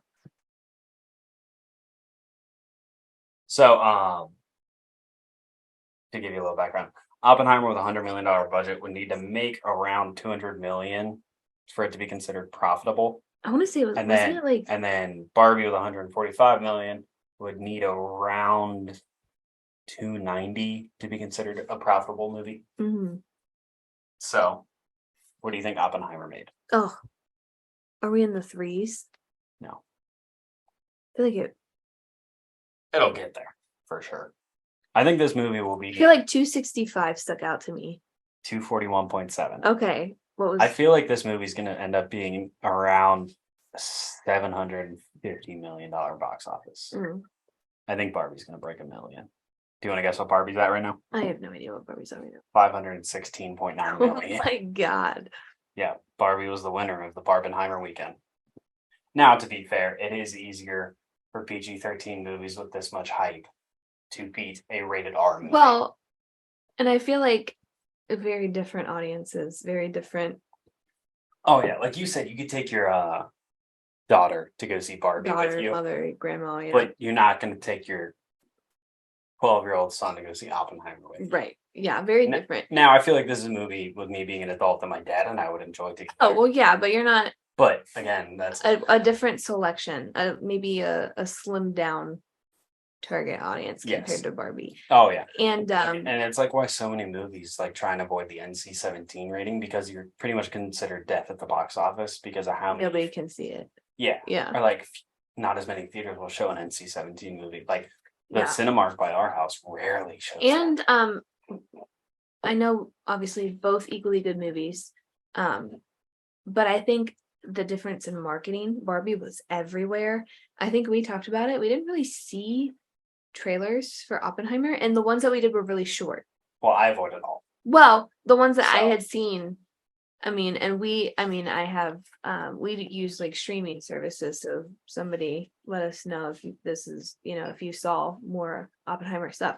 But I think like the press tours, like you would open up social media and it would be all about Margot's outfit. Well, yeah, and there was like Barbie billboards. Barbie everywhere. And they kind of just let Oppenheimer speak for itself. It wasn't that it was the lesser movie. Don't get me confused. But I think they kind of let it speak for. I mean, they did their carpets and appearances and stuff in their interviews. Yeah. But I think it was a lot different in terms of like how they marketed these movies. For sure.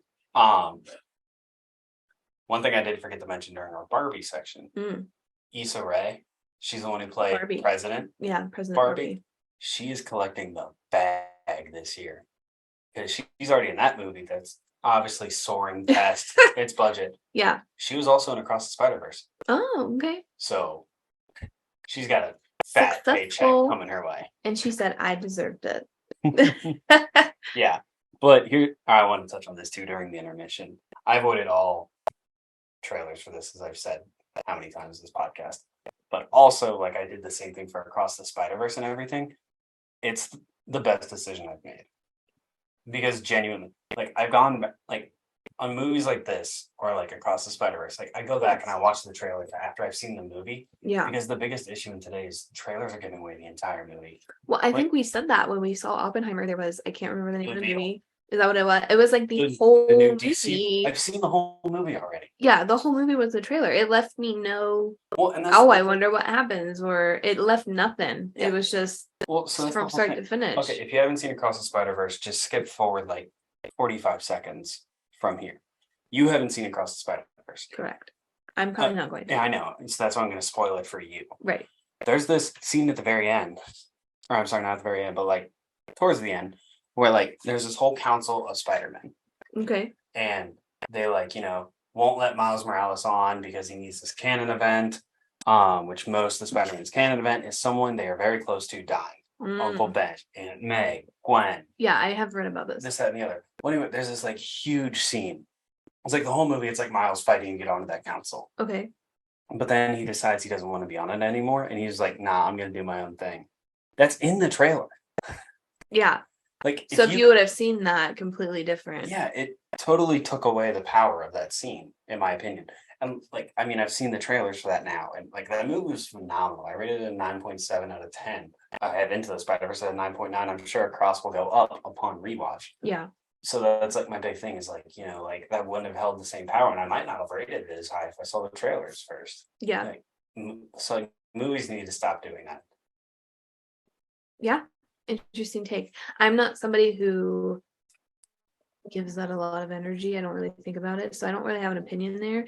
But I have had that experience where whether you're, like we were to go see a movie and they play the trailers before, the movie starts, and there have been instances where I'm like, that just looks silly. I watched the whole thing right now. Like, why would I come back and see it? Yeah. So I could agree. I can get behind that, or just make it like, boom, Oppenheimer. Or boom, Barbie coming out. Yeah. But I get it. It's a whole business. It's a whole production. Yeah, I get it. I mean, I've said I haven't seen the trailers for Oppenheimer. I saw one, and it was before Avatar: The Way of Water, and the trailer is only 22 seconds long with no volume in it at all. Yeah. So like, I don't really count that. And also, honestly, that's like 22 seconds for a 3. What was that movie? Like 3 I think something? It was 3 hours 6 minutes or something like that. Yeah. So it might have been longer.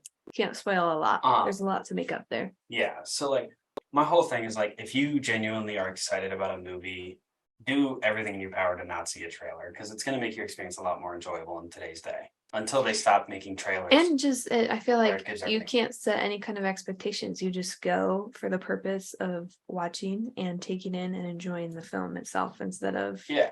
Like, this is something you wouldn't know either. Like, there's been multiple actors who say they love working with Tarantino, Brad Pitt being the biggest one who has stated this. because like, you know, they've said that they've worked with directors and it's like just such a drag in between takes because like you're just trying to get the perfect take.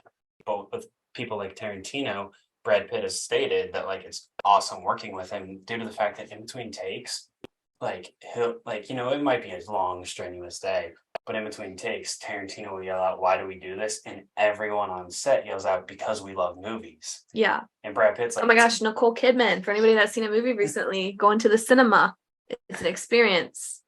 yeah. Well, and Brad Pitt was like, you know, saying like it's kind of funny though. You're like first time on a Tarantino set, and like you hear that, like you just kind of sit there and like, I'm sure it's like chills. Yeah. well, yeah, he's like, because like you don't know what's gonna happen, you know, because he's like, you know, there's some directors that will maybe yell at you in between takes because you're doing it right. But yeah, so I mean, it's stuff like that on sets. Chills though. I mean, especially as for actors, like you get bigger and bigger. You know, it's nice to know, and that was one thing too. Both movies, the actors and actresses, you know, seem to have really good relationships with their directors. Really wanted to have a great performance, worked really hard. Anybody who has been a fan or seen anything that Cillian Murphy's in knows that he just full steam throws himself into research. He's one of the best working actors at the moment. Yeah, and you know, and it's kind of cool to see these big names that are carrying these movies, and they're like, oh my god, we were nervous, and you know, we threw ourselves into this because of the love that they have. Biggest ones to say that. Yeah, and so like he's been phenomenal. He's been the lead in a movie about one of the greatest rock bands of all time. Oh yeah, now, yeah. I don't think that movie's great, but well, I mean, and Rami was good. Yeah, and he can do big picture and TV. Yeah, he's been great. TV series. Rami is a great actor. I even had a quote from Florence Pugh where Christopher Nolan apparently had called her and offered her this part, and he said, "But it's not big." And she was like, "I could be a waitress in the back. I could be an extra, and I still want to do this part and do this movie with you." There's this Matt Damon quote or like interview going around where apparently him and his wife are having marital problems. They're in marriage counseling, and Matt Damon said that they agreed that he was going to walk away from acting for a little bit so they could work on their marriage and amend things, unless Christopher Nolan called. Boom! Sure enough, ears were burning. And like that's hilarious. Like his wife has to understand that. I mean, that was his only clause. So yeah, I mean, Christopher Nolan will go down as one of the greatest directors of all time. Mm-hmm. He has one, maybe two bad movies, but they were his first movies that were made in like '94. Like other than that, like one of his best movies, Memento, that came out in 2000. I know you don't like it. We watched that in psychology. Fun fact. I have a degree in psychology, and but that's my memory of it. It's like school, and so it was. I love being able to show Conor like new movies that he's never seen because that is like such a rare instance, and there's been a handful of them, and that was one of them. And I think it's so funny how you love it. It's just not for me, but you know me. I don't like movies where I watch it. I'm like, what was the point? Well, yeah, and it's a very artistic thing. I feel like for you, it's still a good movie, though. Yeah, exactly. That's what I'm getting to. It's like you don't like it, but you can understand it's a great movie. Yeah, there's plenty of movies. My personal movie opinion and understanding what it takes to create a good movie are very different. Well, one of the cool things about that movie is it was shot in reverse. Yeah, like he shot scenes from the final scene backwards and then just edited it and pieced it together how he wanted it. Yeah, personally, I think it's a great movie. And that movie has a lot of very different takes. Some of the movie reviewers that I follow on TikTok, there's a lot, it leaves it open-ended and almost for the audience to kind of pick what they want the ending to be. Yeah, I love movies like that to make you think. Like, when shooting it in reverse, the audience feels the same way that the actors did in shooting the movie. You know, it's like honestly, everyone is kind of tussled around. I'm surprised that movie's not more popular with today's generation, where like, you know, it's the TikTok, it's the social media generation where like you need constant, you know, something new every 10 seconds. Yeah, like you constantly need your attention to be flipped. Perfect. This movie's perfect because it resets everything. That's everything. That's what I'm supposed to. Everyone go watch Memento and make it popular so Conor starts to see it on the TikTok. So like genuinely, I think Nolan will go down as one of the greatest directors of all time. He might even be a top 5 director right now. That's up for debate. Yeah, but I can see it. Personally, I think the best director of all time is Stanley Kubrick. Okay. Objectively, it's Steven Spielberg. Okay. And it's really hard to argue against it. I know you don't really care about this. Yeah, you're losing me, but that's okay. These are my opinions. It's for the audience. And but like, because we'll get off this in a second. I know I'm losing your attention, but not just me, but we've been talking. We got a lot to digest. But Kubrick didn't make as many movies as Spielberg. But every single one of Kubrick's movies, you could argue, is the greatest movie of that genre. Okay. Where I believe you. But like Spielberg has made like, some of the greatest movies of all time. Yeah, I feel like that's such Park. I mean, even somebody like me who doesn't read about, I don't focus on the director. Spielberg is a household name. Everyone knows who Spielberg is, One, like Spielberg is I've only rated 5 movies that are 10 out of 10.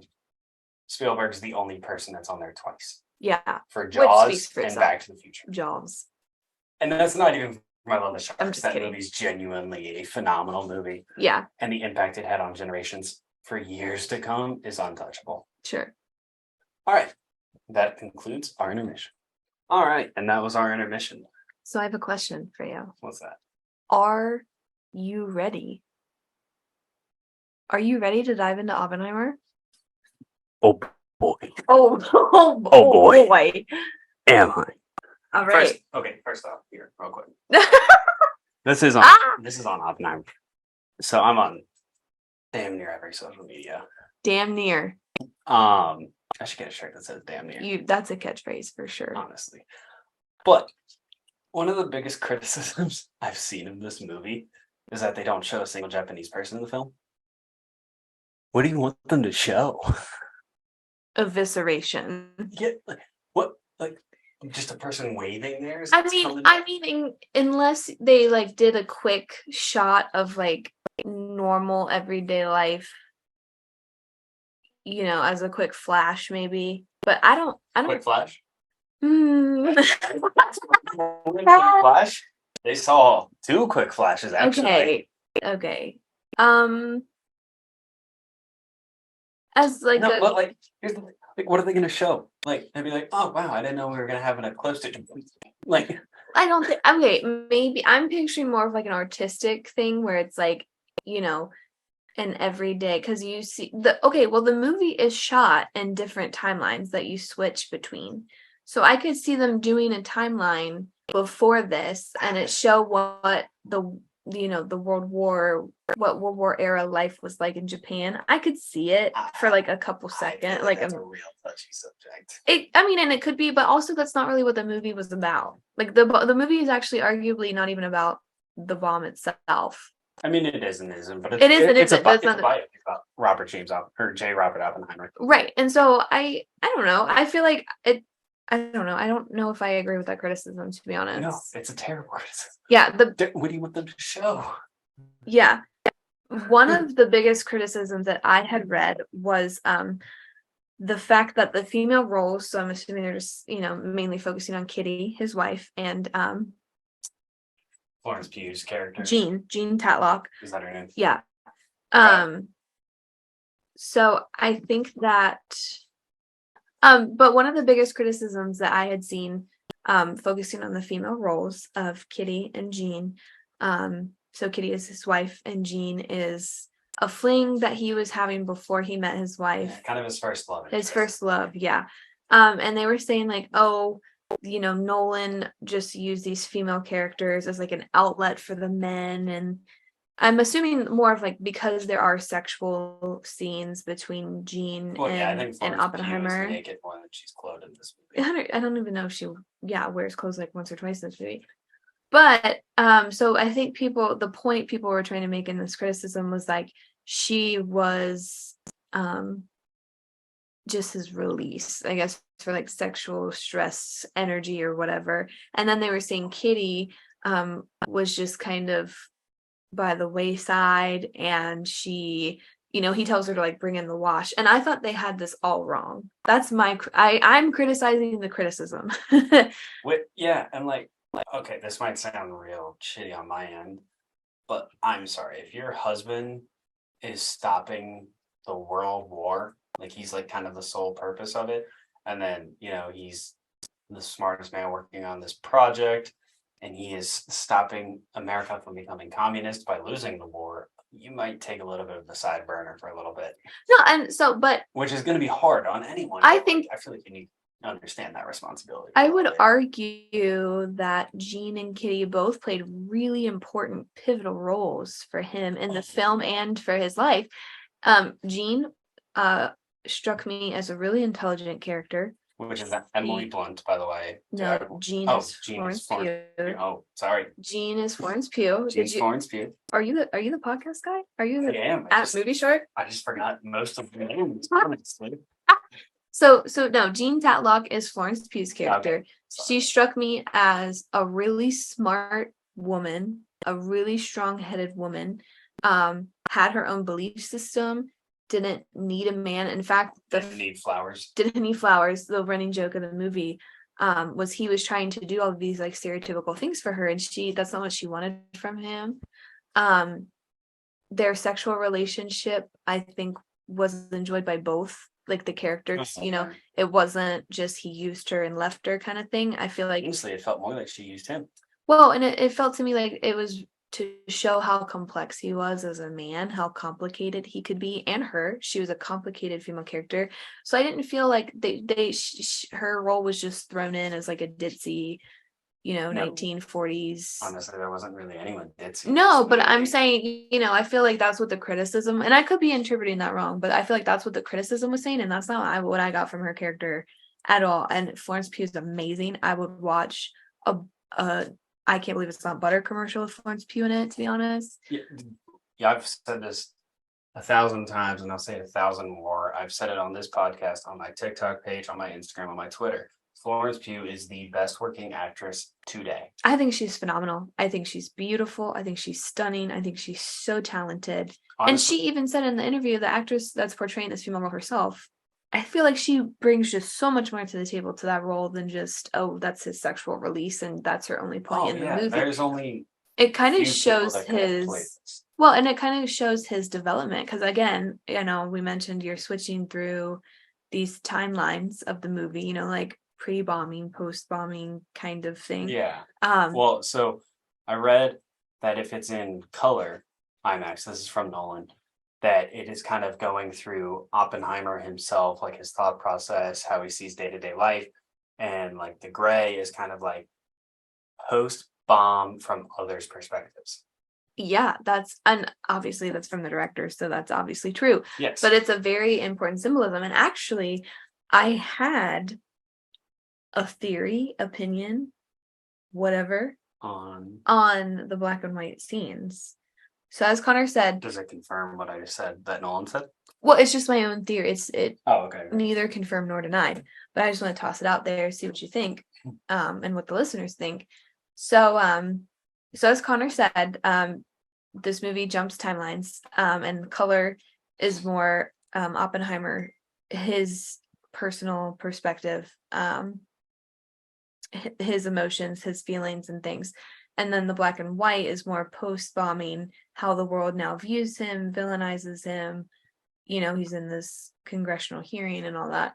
I think it's interesting and maybe a little symbolic that the colored scenes with Oppenheimer's point of view is a man who is a little bit innocent, a little bit guilty, imperfect, complicated, gritty.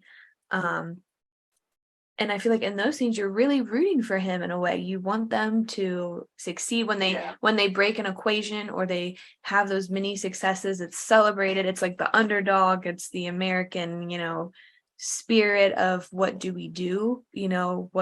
Morality. And then in the black and white scenes is dealing with government and dealing with conspiracy and how funny ignorance and how funny is it that things that are related to government and conspiracy and all of that stuff are shot in black and white, and they're never black and white. So I think that symbolism is really cool, because that's what I was thinking, was like, because the black and white scenes are, for those of you who have seen it and know this, obviously, the black and white scenes kind of focus on Strauss trying to villainize Oppenheimer, God damn, was Robert Downey Jr. good in this movie? So good. And so trying to, Strauss's point of view is Oppenheimer has wronged him, and he wants to get back at him and be top dog and kind of this macho weird thing. And it's funny too, because you don't see that in the beginning. No, it's the beginning. The black and white scenes are like kind of still almost not humanizing, but like compelling towards Oppenheimer Mm. because it's a lot of the black and white is from Strauss's side. And it's showing how he thinks Oppenheimer is one of the smartest people. He wants him to come work at this university, same university Einstein is working at the time. We see their interaction, but the whole time Oppenheimer does kind of have this arrogance over Strauss. Yeah. He knows he's smarter than him, but like he doesn't directly say it Right. at all. And so I just thought that was really interesting. Yeah, so a lot of black and white too is also kind of building up to like Downey's or like Strauss's hate for. So I would even argue that symbolism starts from the very beginning because it starts with that black and white of that interaction. And as the audience, like Conor said, you don't really know what's going on there yet. It's just these guys meeting, they're talking. So, and then it's the end, the last maybe 20, 30 minutes at the end where you kind of get the whole picture of what's been going on between Strauss and Oppenheimer that whole time.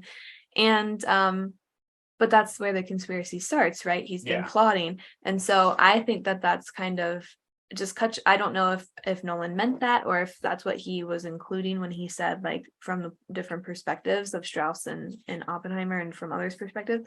But I was like, man, there was so much conspiracy and people trying to just railroad Oppenheimer.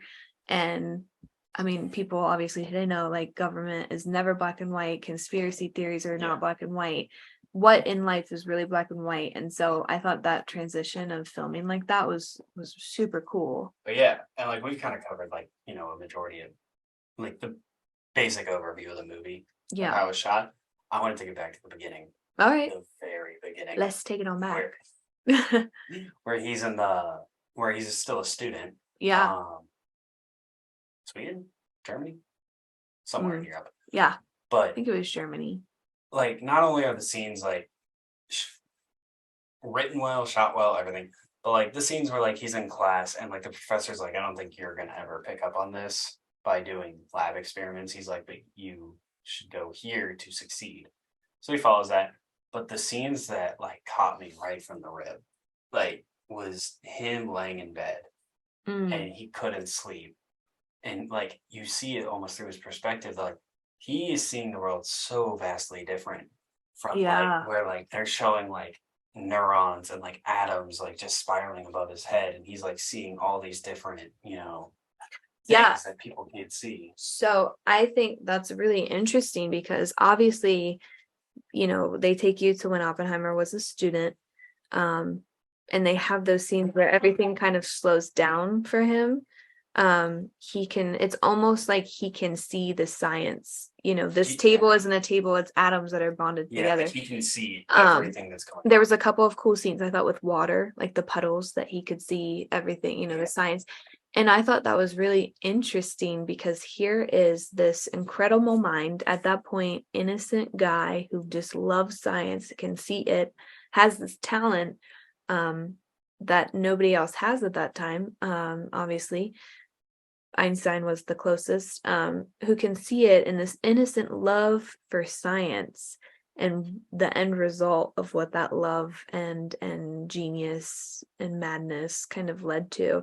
And I think we can compare that to, I mean, developments today, AI, all that. You know, I'm sure these people have a genuine love for science and like I said, the scenes where they break that one code or they get to that next experiment and they're putting all these pieces together is you're almost like, oh yeah, they did it, like that's awesome. And you kind of, it humanizes it a little bit because they were just this team of humans that were tasked. I mean, and it was all about being patriotic, working for your country, saving the world from war. It's like and Nazis. It's like a war film that's it's a war film that's an anti-war film, but I was going to say that. I do feel like a lot of war films are anti-war films, no matter how much you want to romanticize it. A lot of them are anti-war, but and everything you were saying too, but like this is, in my memory and like knowledge of movies, one of the longest first acts that I can remember to date. Because I mean, there's probably somewhere that tells you exactly when the second act starts, the third act starts. Oh, sure. But like, you know, you can usually tell. But like for me, it felt like this first act was maybe the first 45 minutes of the movie. Yeah. Where it was him going through college. They really develop Oppenheimer. Yeah, it was him meeting Florence Pugh's character. going through different professors, meeting different friends that you think are just throwaway characters that actually come back later on in the movie to be on the Manhattan Project with him. Yeah. It's, all this. It really doesn't. And like he gets his own classroom and he's only teaching one student. I would say the second act of the movie really doesn't start Until he's until on the Manhattan Project, I was I going would to say until say. he meets Matt Damon, Yeah. General Groves. Yeah. I would And say is that, appointed to the yeah. Manhattan Project. Well, and it's funny too, like so like we go over all that, like we see him going through like camping trips and like, him bouncing around ideas of, like he reads communist books, he goes to communist parties, but he also reads all these other books. He has no true affiliation to any political party. Which I think just is rare for the time. I mean, yeah, he just he's wants such to an educate out of the himself. box kind of genius guy. And I had this quote from Cillian Murphy. So playing this role, I think a lot of the actors and actresses mentioned that this movie really kind of challenged them to develop their craft and their skill. Like Robert Downey Jr. Is the funny guy. He's the arrogant kind of asshole, and this time he kind of had to be the cunning. All of that is kind of below the surface, and so he kind of had to reach in the toolbox, and do maybe what he wasn't so great at and find a way to make it great. And Cillian Murphy mentioned this quote. Him and Christopher Nolan were talking about Oppenheimer, who the kind of guy he was, how he was to be portrayed. And Nolan gave him this quote, and he said, he's just the guy that's dancing in between the raindrops.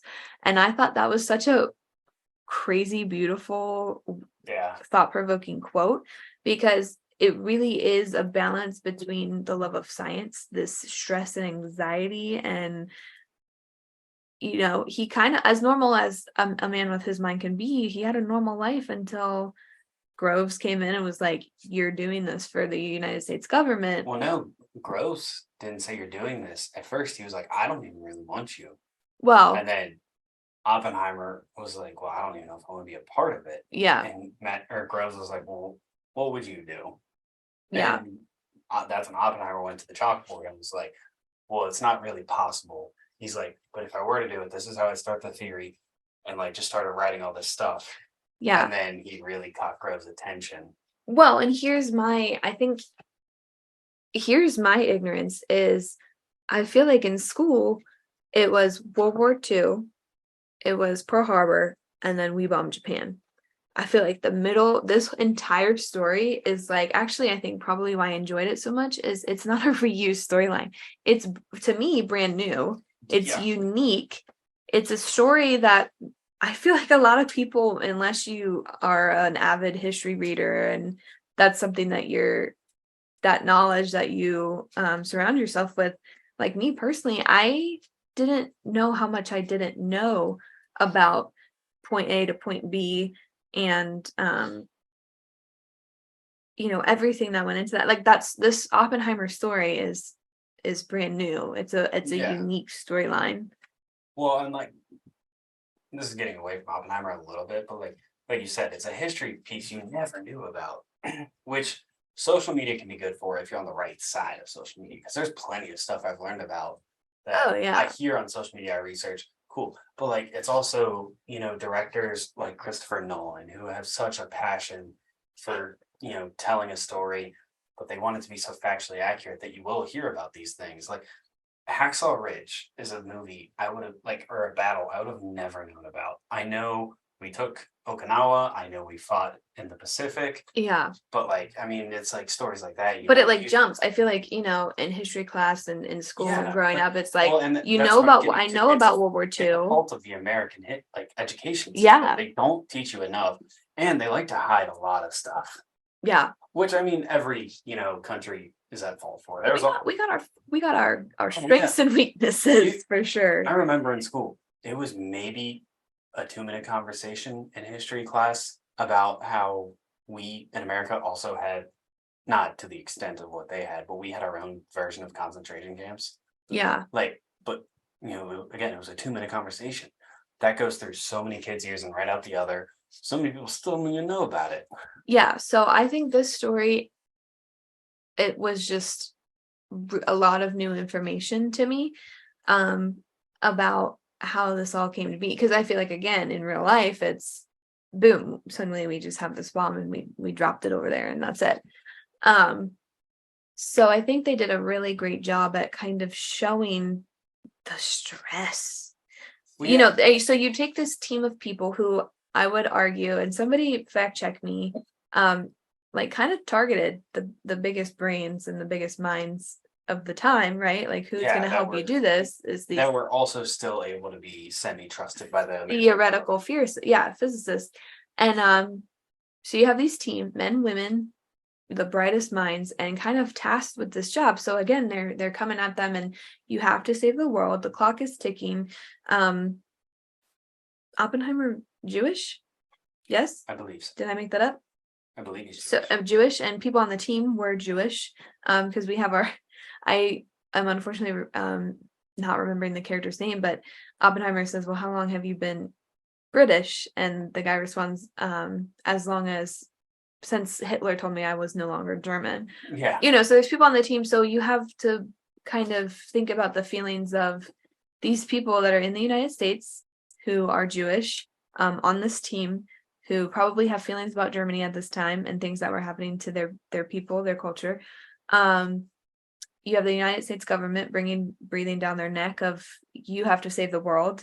This is your duty to your country, and it's treason if you don't, or if you're, sharing secrets with the communists, whatever. So I feel like it's not so cut and dry of the United States made this bomb and everybody agreed with it, and that's what happened. I feel like this Manhattan Project had to make a lot of sacrifices. They moved their family to this godforsaken place they in New built Mexico. an entire brand new town in New Mexico Top secret. Oppenheimer showed them where they should build it, and it was called Los Santos, which I did research the other day on it, and it's one of the largest, because it's still around today. It's one of the largest nuclear research facilities, or radiation research facilities. But I think it's nuclear, which would make sense, obviously.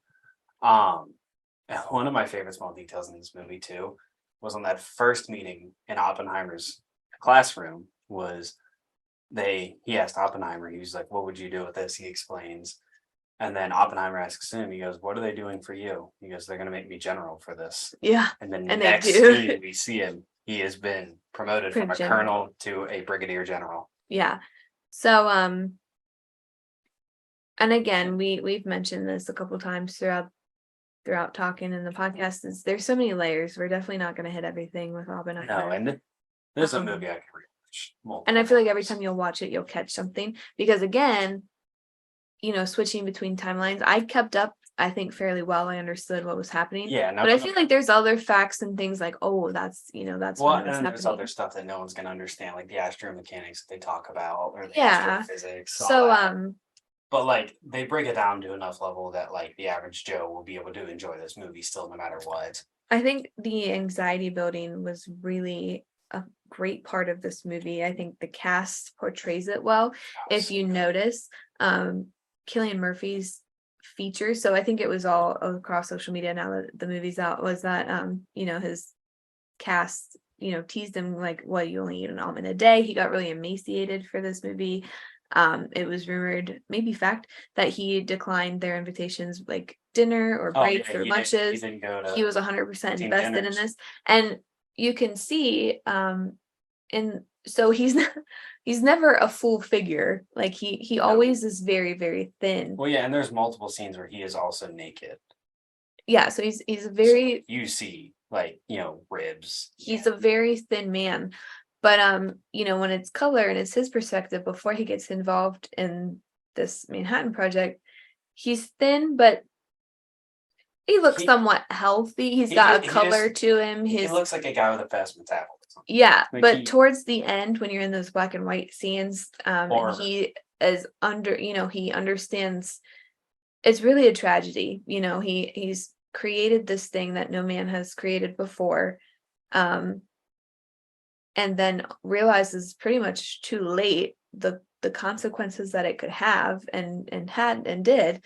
And so it's sunken. I mean, he gets so you take this already thin, really emaciated looking character, and it's as the movie progresses and that stress and anxiety builds. I can't imagine, which is such a crazy thing too, because this movie only took 56 days to shoot. Yeah. Thank God, or Cillian Murphy would be No a more. breeze. Yeah. Real quick. Don't talk about like the boardroom scene yet, where he's like in the basketball gym and like you see like the woman's face melting off and everything. Oh, okay. We'll get to that like a little bit. But yeah, I mean, Cillian Murphy, this was some serious method acting on his part. Yeah. And it was, yeah, I mean, there's parts where it's like haunting to look at him. Like, just with how thin he is, especially like if you're a Peaky Blinders fan. And like, yeah, because Tommy's got some meat on him. He's got a full face. I think the angles in Peaky Blinders is shot to make Tommy look, he's the big dog in charge. He's muscular. Yeah. He's, he was a soldier. He's the king of Birmingham. Yeah, so, like, so he's a tough guy. You don't fuck with him. And if you are a fan of Cillian, you know that's, I think Tommy's a little bit outside of what his normal physique and what his roles normally look like. I think he kind of plays a thinner guy. Even in Scarecrow and Nolan, he's not like, he doesn't ever play like a heartthrob buff guy, is what I'm saying. No. But Tommy, he's got a little bit more meat on him, and so if you're familiar with Peaky Blinders and you know Cillian in that role, and then to see him in Oppenheimer, so frail, so weak.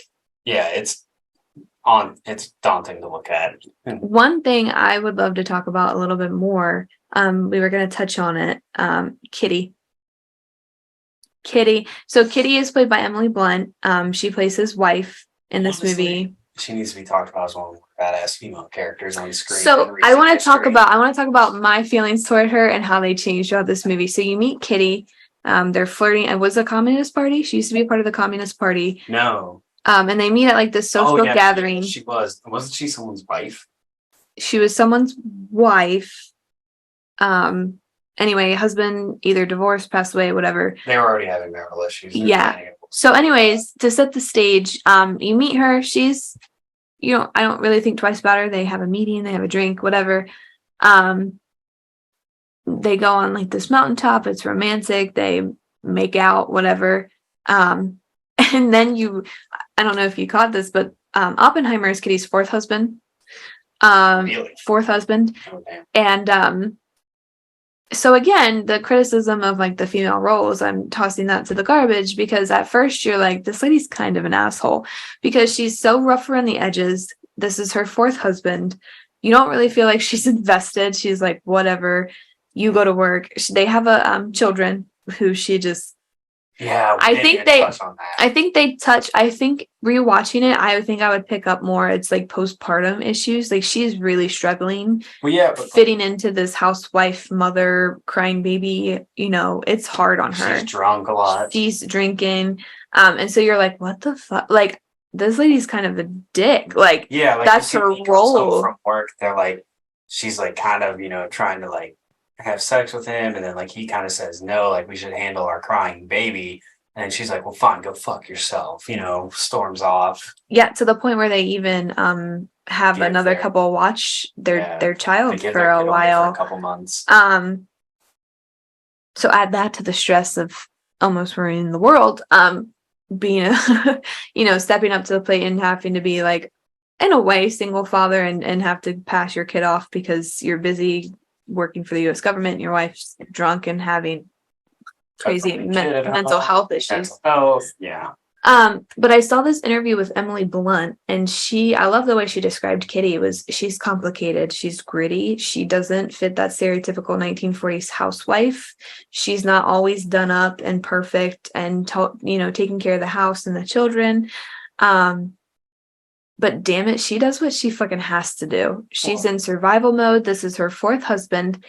And in a weird way, they are soulmates. Yeah. The way that she gets underneath his skin and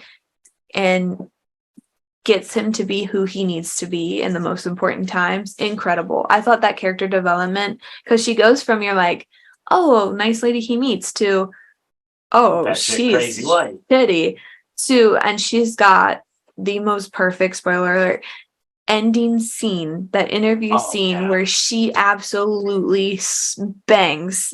I love that scene. Oh, sorry, 18 years ago. Yeah. So set the stage for the viewers, it's the scene towards the end of the movie where they're interviewing Oppenheimer's character about potentially they're trying to renew his security clearance, and the bombings happened, and they're kind of he's not a communist and prove he's not a communist or a threat to security to the nation, national security threat, and all these ridiculous things, everything that man has done, put on the line for them, and they're gonna pretty much just bash him and demonize him and villainize him.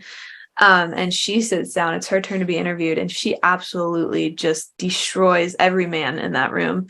And so I think the women in this movie play an incredible role. For every genius, male figure and brain, that there's a woman behind him at that time that was like, this is how it is. That's not the scene I was thinking of when you were talking about how she's kind of like a badass, or like, were you thinking her shit together? Where he found out about Jean? That's another scene where she absolutely just gets in there. He's like drunk, asleep in like the snow, like because he's just like so heartbroken. She like finds him and she was, "You need to get your shit together." And that scene is super. She smacks him. Yeah. And what's really adorable is Emily Blunt was like terrified to slap Cillian Murphy and like sink his cheekbones even more into his face. Yeah, she's powerful. Yeah. Her influence. Well, and then the whole time she's like yelling at him through the trial, like, "Why won't you fight him? Like it's Strauss. Like, quit like backing down." Yeah. And then finally she shows up to like prove exactly what Taylor's just saying. Like that final scene in front of the lawyers where she just destroys everyone in that room. It's because she finally decided that her husband wasn't going to fight, so she needed to step up. Yeah, she's going to do it for him. Yeah, she needed to like stand prove by the him. Point. Yeah, fight back, because he wasn't going to. He was just going to keep taking it. One of my favorite things about Kitty when she sticks to her guns is for everyone who's seen the movie there, and again, I'm awful with names, it's been a week, but the scientist who actually kind of turned on Oppenheimer, he wanted to focus. He wanted to focus more on a different, bomb theory, hydrogen bomb theory. Yeah, the H bomb, and Oppenheimer, they weren't really on the same page and having the same ideas. And so again, I guess Personal Vendetta kind of took that and was like, hey, he's not a security threat, but frick that guy, and kind of really screwed Oppenheimer in front of the council at that point. And on his way out, because Oppenheimer's in the room, he can hear everything this once close colleague was saying about him. They shake hands, and Kitty finds out about it, and she is like wild. She was like, I would have spit in his face. There's no way I would have shook his hand. So they fast forward to where at the end where he's receiving at the end he finally, you got to think about everything this man has gone through. Finally, it flashes years later, and he's getting awarded for his service and his patriotism. And Teller's back, and he's trying to shake the hand, and again Oppenheimer shakes his hand and he reaches out to Kitty, and the look that she gives him, that audience felt that. It got cold in there. So yeah, I think my soapbox is, maybe I'm just feeling this way because we talked about Barbie first, but the female characters in this movie were badass. Yeah. Was such a male-dominated and focused cast. Yes, at that time, for a period piece. Well, I was gonna say, it needed to be for the period piece, yes, for the story, for the characters, for the biopic. Yeah. Yeah. No, and then like one of the scenes, and it's such like a minuscule part of the movie too, but like that I liked, is when they first show up to Los Santos, he puts out 2 fish bowls for each of the bombs they're trying to build. Yeah. And he just has marbles that he drops in to show how close they are to actually making this happen. I love that part, but like the scene that's like one of the craziest. Also, my biggest worry going into this movie was Josh Peck. Such a random worry. He's okay. Yeah, he was 30 seconds maybe. He was in Drake and Josh. It's not real. I mean, a phenomenal show. Loved it. Stapled my childhood. Not great acting. And then like, he's a YouTube star now. Like the biggest movie he's been in, arguably, besides this one now, was the remake of Red Dawn. Yeah, which is not a good movie. Yeah, the original's way better. So I was very concerned about him going into this. Now, I'm not saying, obviously, if Christopher Nolan chooses you, he sees something, he knows you have something. Yeah, I think he pull it out of he even thinks about even the minute, smallest roles. It's the whole iron sharpens iron, though. Like, Nolan, like I said, one of the greats, expects excellence. He's going to film until you get it right. Yeah. So if he casts you, though, he knows you can get it right. Now, with that being said, Josh Peck had maybe 3 lines. Yeah. His biggest thing was pushing the button. Yeah. That might have destroyed the world. Well, and that's what I'm getting to is one of the best lines in the movie too is they're preparing. It's the night they're dropping the bomb, and then it's just General Gross, Matt Damon, and then Oppenheimer killing Murphy. And Oppenheimer kind of tells him that this might not be successful and something could go seriously wrong. And Groves is like, "What are you talking about?" And Oppenheimer's like, "There's a chance it could burn the Earth's ozone layer and we kill the entire world." What is the phrase that they use? Well, and he was like, close to zero. Well, he was like, "What are the chances of that?" And he was like, "Near zero." Near zero. And then he was like, "Near?" And he's like, "That'll be all right." And he was like, "I'd rather it be zero." Yeah, and which goes to his scientific part of his brain that doesn't happen in science. You can never fully guarantee anything, Well, yeah, in that situation. Theory. One of my favorite scenes that I really wanted to touch on was so, just capturing to the audience, I'm sure, was so beautiful in a weird way, actually, the explosion. Yeah, it wasn't. This was the scene where the news right before 2 minutes before. So they hit this button for this test, this detonation, and you see all these soldiers lying on the ground facing away from it. Yeah, because they genuinely don't know what's. They don't know what's going to happen. They don't know what they're exposed to. They give them all mirrors, and they're like, "Don't look at it until the light is over top of you." Yeah. But the way it's shot is not your stereotypical action movie explosion. It almost slows down. It's a beautiful musical score in different parts. This entire movie, but it's amazing orchestra, instrumental. So it's this beautiful scene, the most gorgeous orange hues, which I think, again, symbolism in this movie, I feel like was really big because it's this weapon of destruction, of death, of, look at what it's turned the world into. That was definitely a moment in history that changed completely. We can never go back to a time before that was created. Oh, yeah. So again, taking all of that into account, but the scene that was shot, the flames rolling on top of each other, and it kind of expands out. But in a way, an explosion is you press the button, boom, it's so fast. But the way it's shot is so almost like a choreographed dance. It's so slow. It's so beautiful. The color, the score that's accompanying it. And it kind of goes back to those scenes that kind of relate to Oppenheimer before, where he can see the science and everything slows down. He can see, the molecules in the water around his room. He can see the atoms in the air. And I think for me, that's one of my favorite scenes. Well, it's one of the weirdest. It's the weirdest experience I've ever had because the whole theater is so silent. So, yeah. And it's in IMAX, so that boom is going to be huge, and it's so delayed. It's dead silent for, I think it's a minute 56. It feels like an eternity. Yeah. And almost towards the end, you're looking around, whoever you went with, or just the rest of the theater, is there going to be a noise? Everyone's talking about this, and then just. Yeah. So, and I remember I jumped. You jumped hard. Yeah, because that is so okay, you go and you see this on your as close as you can be IMAX, it's huge, and you're so captivated by this color because it's a beautiful scene. It's not what you would expect an explosion to be like, and only if you have seen it can you kind of understand what I'm talking about. But in the action movies where it's and then it's one big boom and it's over, everyone ducks. Well, that's why this is so slowed. And that sound is so delayed. And it's why I'm preaching to people, you need to see it now while it's still in IMAX. Don't in theaters. Format. Don't wait for it to be on streaming. Go see it now in IMAX. Yeah, it's an experience for sure. Yeah, it's an experience I won't forget for a very long time. And It almost shows the power, the range, because if you remember, there's bases that are miles apart, like points where this team, A team is going to be here, B team's here. 25 miles away east. B team, I think, was 32 miles away north. And there was like C team that was like 40 miles away south. So like huge distance. I mean, if you think about it, massive difference.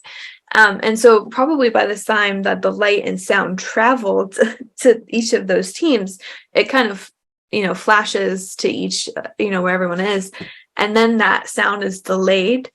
So probably very symbolic of the weapon itself for the people that must have been on the other end of that. Yeah. I can't imagine. And so the irony of that scene being so beautiful and what it's portraying is just. Well, and like the other thing too is like what's funny, or well, I mean, I'm not taking away from you, what you said. Yeah, you said it all perfect. But like right after the noise goes off, the whole theater jumps out of their seats. Yeah. Like you see Oppenheimer go meet General Groves and they're like high-fiving. Everyone's like praising, celebrating, for the thing he did. And then just like nothing, it flashes to the next scene of them boxing up 2 bombs, the army taking it away, and Oppenheimer almost being thrown to the dirt. Like, yeah. Picture you dated this guy or this girl and bought them everything, nice dinners, new wardrobe, and they got what they wanted and they were like, bye. Like that was the US government and Oppenheimer. It's so used and took this guy who I don't really think saw that until maybe he's a very smart guy. He did see a lot of what people thought he'd missed out on because he was such a genius mind. But I don't know if he was expecting. I wonder maybe if he was even, realized that. There was a throwaway line in the beginning where he was kind of like, "What happens after I build it, though? Like, what do I get?" Yeah, Einstein tried to warn him. So the beginning scene where Oppenheimer meets Einstein for the first time, they're by this pond. They talk. Well, not the first time in the movie. Yeah, not they have had this really long-standing relationship. Previous standing. But the first time you see them interact in the movie, they're by this pond, they talk, and you don't hear what they're saying, and it wraps perfectly in a bow, full circle, towards the end, and you get that conversation. It's the very end scene. Yeah, it's the ending scene, and it's incredible. And he's kind of asking him, well, what happens now? And Einstein is really blunt with him and goes, they're going to demonize you. They'll kick you to the curb. And then, give it time 10 years from now. Then you'll get your awards and your flowers and your praise. And so they're stuck in Los Santos and then they're just listening to the radio and they hear that the bomb has been dropped. So, it's still kind of Oppenheimer getting his flowers because then from here it shows him, he goes and meets Truman. And he tells Truman that he's like, I'm just feeling immense, regret about this or remorse, so he's he's telling Truman he feels this immense regret, remorse, because he feels like he's responsible for the deaths of hundreds, thousands of people. And he's always consistent. He was always against the H-bomb. He didn't want more development into this research because he knew if he built this, it's gonna. He knew what he did. Yeah, bigger and worse weapons, and then and then Truman's like, "Son, did you press the button? Did you drop the bomb?" "No, I did." Nobody gives a fuck about you. That blood's on my hands, not yours. And he looks at the Secretary of Defense. He's like, "Now get this crybaby out of my office." That's a true quote from Truman. That's not something that made up. That's incredible. A true quote. That was such a shocking scene, and it goes back to the ignorance and the mindset of the time, and that was patriotic. I can't imagine how people must have felt, and if you said it wasn't patriotic, how you must have been chastised for that. Just incredible. It's such a hard thing to say it was the right thing to do because genuinely you don't know what Japan was going to do. Well, I think you don't know if they would have ever quit. I think these the movie these are impossible moral questions that don't have answers. It's for every man and woman's opinion for themselves, and I just can't imagine. I would say this is the perfect movie, perfect cast, perfect storytelling, beautifully shot, beautiful score, beautiful wardrobe, dark humor. I mean, it's got everything, really. And it's so thought provoking. Like we said, we could talk about it all night, probably. Well, and then the scene with Truman leads into the best scene in the entire movie. He's giving a speech in a Yeah, you gymnasium. really wanted to talk about this. He's so excited. It's the best scene in the entire movie. So he walks in, the gymnasium's already roaring for him to give his speech. This is when he was still in praise, right? Like the bombs were successful. And he walks in and he starts his speech just like anyone would, like a little bit of stage fright, but like, it's maybe, what would you say, 60 people in the room? It's hard because it's from Oppenheimer's perspective. And at this point he's getting So he lightheaded. It's kind of lightheaded. Yeah. But this is where like everyone's kind of like getting controversial about the movie. Yeah. Tell me what happens in the scene, Conor. It's so good. It's so powerful. So he's like getting shaky, lightheaded, and he looks up to try and like catch his breath. And he looks at this woman whose face is like melting off of her body because he's like envisioning what has happened to the people of Japan. Yeah. Well, and then, he's like trying to collect himself and he just says like, it's a great day to be an American, to try and rile the crowd. And he tries to walk off and he gets stuck. And then the camera pans down to him being stuck inside of a corpse.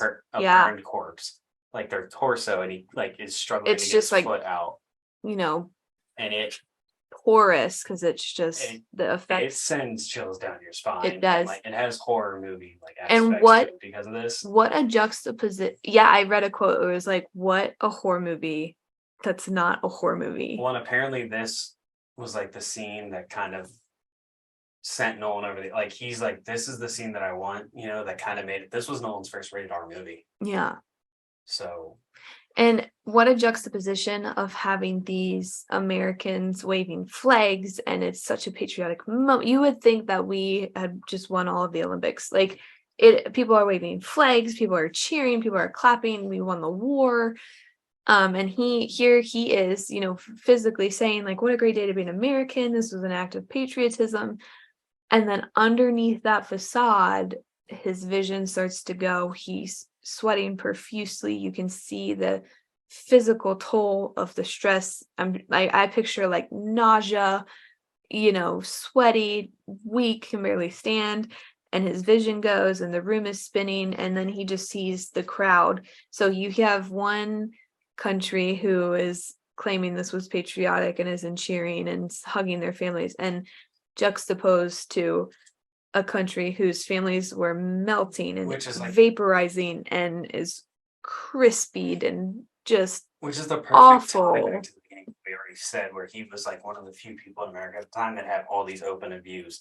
He wanted to understand multiple cultures and everything. Yeah, for as political and in your face as Barbie was, I feel like Oppenheimer was more of just being open and honest. Like it was political because it had to be, because of the time, because of policies which is funny because nuclear. If you didn't tell me anything about the movies, I would have said they were the opposite.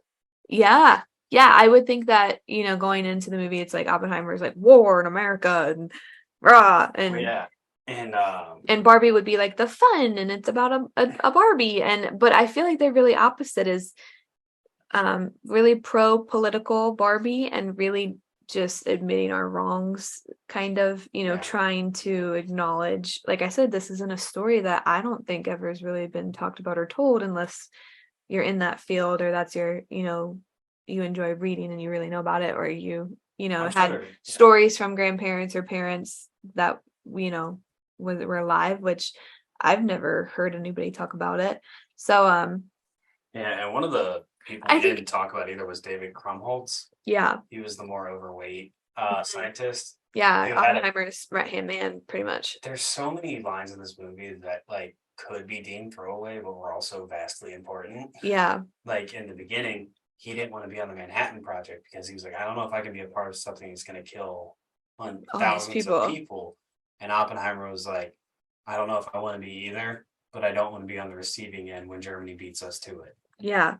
So again, it really touches on these moral issues. We'll never know. There's no moral. We'll never know what it would be like if he didn't, or if I'm sure there's people that argue we didn't even need it because, the only ones that had it backed off it. The only thing we hadn't had yet was VJ Day.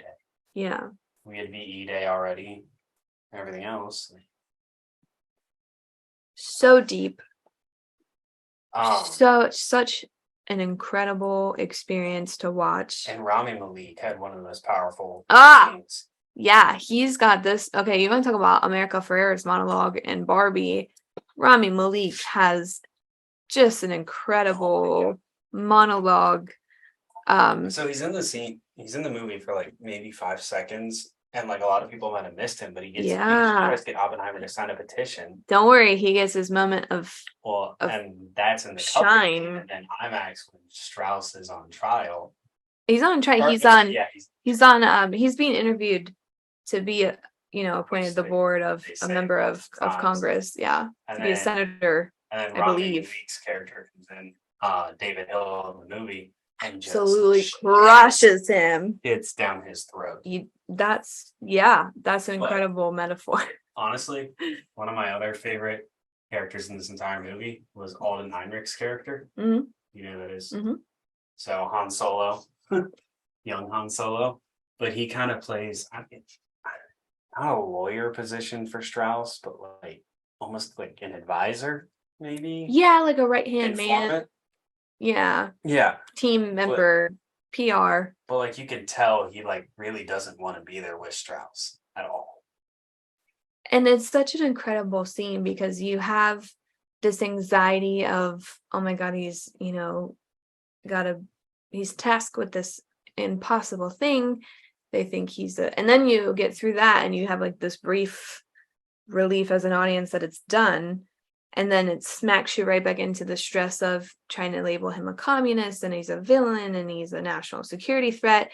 And you feel sorry for this man. I mean, you feel like you just want him to win. Leave him alone. Leave Oppenheimer alone. Yeah. And he's in this tight room. And then you find out that this is all a ploy. Strauss is behind this committee that's interrogating him. He's trying to blacklist his name, ruin his reputation. It shows the point that Oppenheimer is like just getting on TV or radio or interviewing as much as he can because the only way he feels safe is if the media is watching public. Yeah, because he feels like something genuinely going to happen to him, and honestly, it might have because of Strauss. Yeah, and so you just all of this anxiety and tension and rooting for the underdog, and Rami Malek comes in and absolutely blows the lid on Strauss's whole ploy, and it's the really big plot twist at the end of the movie, which makes it, I mean, from start to finish, incredible. And finally, you're like, you feel vindicated that this. The underdog won, And Oppenheimer kind of lives out his life in peace. But they didn't show in the movie, and I read the other day. Apparently, I don't know if it was after he won his award. I think it was before, and he came back. But apparently, after all the stress that his name had been cleared after the trial you see in the movie, him and his wife and kids went down and lived in, I think it was the Virgin Islands. Listen, he just bought a house to get away from everything. Nothing relieves stress more than the ocean in the tropics and the Caribbean. So I'm all for it.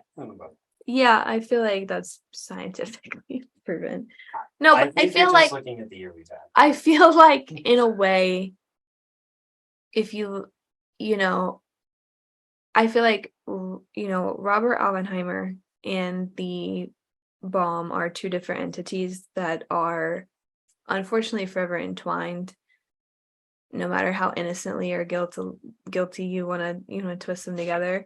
But I'm glad that he got to live out his life in peace on the beach and get away from just such madness, and just because I don't think he was ever in peace. He was fully aware of what he created. He compares himself to is it Greek? The tragedy of stealing the fire from the gods and giving it to humans, the destroyer of men and worlds and things. So he was fully aware. I'm sure he saw that in his dreams constantly. So let's not be mistaken that, living the rest of his days in peace, I guarantee was always tortured. It's not like they had the medicine they do today to help with psychology, your psyche, or like they didn't have people you could talk to all the time. And I think one of the best lines by far in this movie is during the trials, like where he's just in that room and his lawyer is in there. I forget who it was. You were talking about earlier the guy. Oh my god, what is his name? Sappy. Well, that's the actor's name, but Edward Teller, who Emily Blunt shakes hand at the end. Yeah. After he gives his statement that's pretty much making it seem like Oppenheimer's guilty of being a communist, Oppenheimer's lawyer looks defeated and sits down next to Oppenheimer. And Oppenheimer just looks at him and goes, "When will people hear the truth about this?" That's one of the best lines in the movie. Yeah, that's powerful. So well, because his voice is breaking and like he's accepted defeat at this point. Yeah. Which again leads up to this point where you're like, I just wish I could help this man, this poor, emaciated, just depleted shell of a man. And so and like I said, perfect movie from start to finish. You as an audience, you get a little bit of that closure. For as heavy as the movie is with all these moral dilemmas, all these historical what ifs, at the end you get a little sense of closure that this man, for all that he did and was put through, despite his personal, I'm sure, demons, people knew the truth about what happened, which is another reason why I'm glad this story exists and people en masse will go see it in the cinema, and that Cillian Murphy is finally getting his flowers. Yeah, he deserves them after all this time. Such a great guy, such a private guy, such really about the craft, not the celebrity,